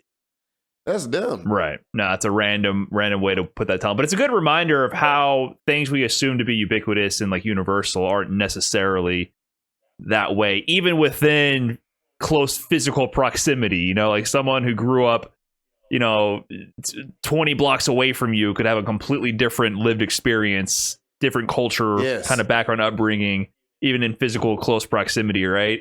Yes. Because some of it, you'd be like, yeah, of course you should know this song, but that's not the case. And conversely, you know, for me, it's like I listen to only rock, whatever, classic rock, old school stuff like that, like white people music growing up until like high school, really. And that's when I started like making an effort to go backwards in rap history, hip hop history, and like come forward in time. You know? Like I had to go through my own like start digging through albums and like piecing together the history. It's like, yeah, I knew about like Eminem, I knew about Jay-Z, but now the Black album came out when I was in middle school. You know the weird thing? I had to build some history. I built some context and history on my own time by literally like going through albums and checking them out and like, I mean, oh, this artist is a group from this guy, and then this genre built. Like I had to build that own context on my own time. But growing up, I didn't have any of that because it was just the radio. Who was playing it? And then I listened to rock music. But there was, but that's music that I would have been like, how the fuck don't you know this? What? Oh like, yeah. Yeah, and it's stuff that would have been in TV, whatever, like in passing too. Like some of that still broke through. but I wouldn't. You don't register like, immediately know.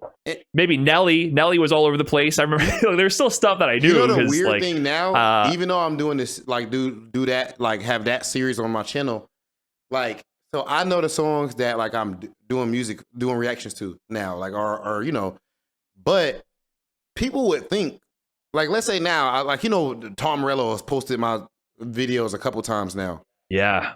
That's crazy. Yeah, which that's huge. Think about it. Huge. One of my idols back in the day, when I was, you know, the guitar back there, he was one of my favorite guitar players back in the day. I used to read his articles in Guitar World magazine. So you're able to even get the significance of Tom Morello tweeting my videos more than I can. I'm appreciative and I think it's dope, but you know what I'm saying? At the same time, I will never be able to fully register the way you could register, right? So, but even now, so people love my rage videos. I could put do a rage reaction tomorrow. And people are like, what?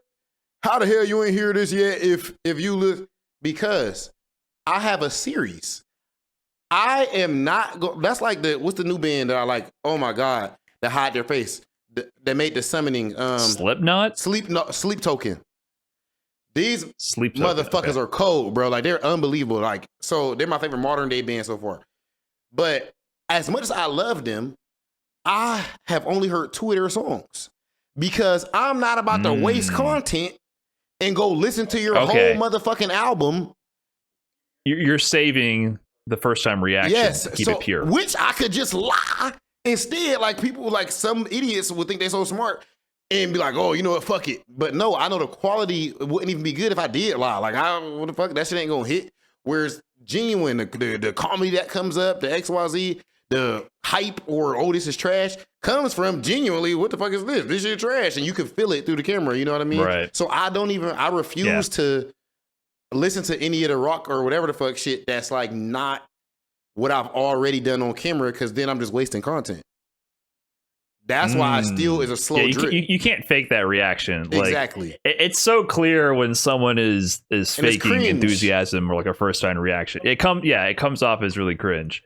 That's funny you mentioned that too, because I do the same thing even for like tournaments, like the CPT Singapore. That was happening when it's happening overnight, right? So I had to watch everything to do those YouTube videos, and I try to like not look at Twitter to watch the VOD for the day the first time. Like I still got spoiled on results, but it's like I feel the same pressure to a smaller degree. It's like, oh, let me not spoil this for me. Let me watch it first time, because that first time reaction to it is so much more engaging than anything else. You and don't that's what people are drawn to. It's happened. like a human experience. Yeah, like Street Fighter League, for example. You have to recreate it. You don't want to know no Street Fighter League shit. You wanted to watch it live with everybody. Oh yeah, every no neutral, you and John would be talking. John working with Blue Coast when we're doing the no neutral. You'd be kind of about to talk about something that happened at Street Fighter. Like, shut up. Yeah, I don't want to know. I don't want to know. Like, keep it down. Like, no spoilers, man. I want to see it live. Yeah, you can't fake that reaction. Yeah, exactly, bro. So yeah, that's this right now. Like, I'm super hyped with how stuff is going on, Brian. I ain't gonna lie. I feel like life is smooth, and I finally got the fuck up out of LA. God bless LA, but that place sucks to live at. So. Like, yeah, that's a different planet. That's a different planet, brother. A different plane of existence. So stuff is smooth now. Now it's just like kicking everything into action. There you go. I mean, I think if you put your mind to it, you can do it, man. You got the talents. You just gotta put the work in, and I think you have the mind for YouTube. So we'll have to see where it goes for you. You know, a part of my mind sometimes would be like, man. Like 1%, I'd be like, bro, I should just get good at Street Fighter again just for a short time and beat motherfuckers' ass. Not like I'm not delusional. Like I think I would just be like fucking. I'm not delusional to think I'd be like fucking. You know what I'm saying? Mental all of a sudden. But you know what I'm saying? Like just. You could do it. I think. I think you could. Yeah. Oh, the return of RobTV. Rob, we just spent 3 hours laying out your life plan, and then just fuck all that. Yeah, you're like, oh, I'm glad I quit competing. Oh no, he's back at it. But I would never. I would never do that shit again. People always ask me about it. I mean, you should. It's better for me. You should give me a YouTube video. So this is true, bro. We need to do a video where because everybody love our video. People have brought that shit to me in person. That goddamn video you posted of us playing Street Fighter 6. Right. Like. Yeah, people miss that era. People want us to be on the mic because we weren't on the mic. Right. All right. Well, You got to run it. You got to train up again. I'll smoke your ass. I don't know. It was kind of free. That was my first week. You got that one lucky ass set. That was like my first week, bro. Oh, and I took a set off you. Right now, it'll be ugly for you. My Akuma nasty now. Yeah, my Terry though. My Terry's kind of. I gotta learn about ass. I gotta learn about Terry. There's nothing to learn, bro. Don't worry. He looked pretty basic. There's nothing to learn. Basic, huh? He's very basic. I'm playing him just because it's like the first time I played a Shoto in Street Fighter 6. Right. So I was learning like Street Fighter 6 stuff. Bro, quit playing, bro. Quit playing and go ahead and be and get your Ludwig on, bro. You fucking around.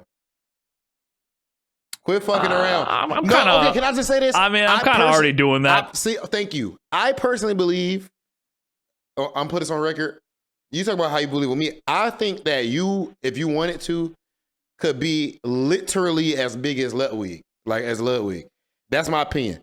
I think that, you know. Now I know it's stereotypical. I'm comparing to a white motherfucker, but I just think y'all both entertaining dudes, and y'all both make like. I can't explain it, bro. Like y'all make fire ass, like conscious, like thought out content, but then you also can be entertaining and shit. I know more about your entertainment value more than Ludwig because I don't know as much about him. But even the videos I've seen have been good. Like, you got like a bite to it. So right, you just choosing to just do fighting game shit for real. But if you brought this same shit to anything else, which I think you always do fighting game, but it would pop. It'll pop. Because all your fighting game fans will follow you too. I do think Ludwig's definitely more entertaining than I am. I think he's a stronger storyteller. Like I think he has more of your social skills, I would say, than I do. So like I don't think I'm a fucking snore. I don't think I'm terrible at like hosting or whatever, but I don't think I excel at it to that same degree. And for me, it's also I don't necessarily want to be that big. I kind of like staying within my niche. You know, I don't want to actually grow.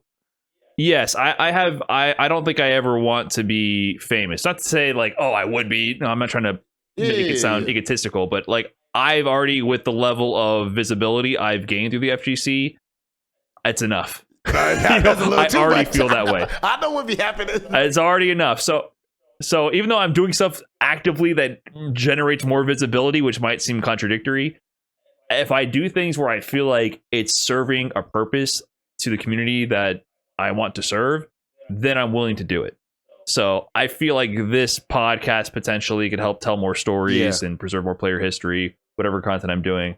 So that's to me helps me also feel like justified in whatever I do. Because like I'm not a perfect person. I definitely have salty moments, and I've regretted interactions with people in the past. It's like, well, if I focus on things where I know I'm doing something positive, and even if I benefit monetarily from it at the end of the day, I also can be like, I'm still providing something that's valuable to people and to the community. It's positive. So that to me is like the number one thing that motivates me.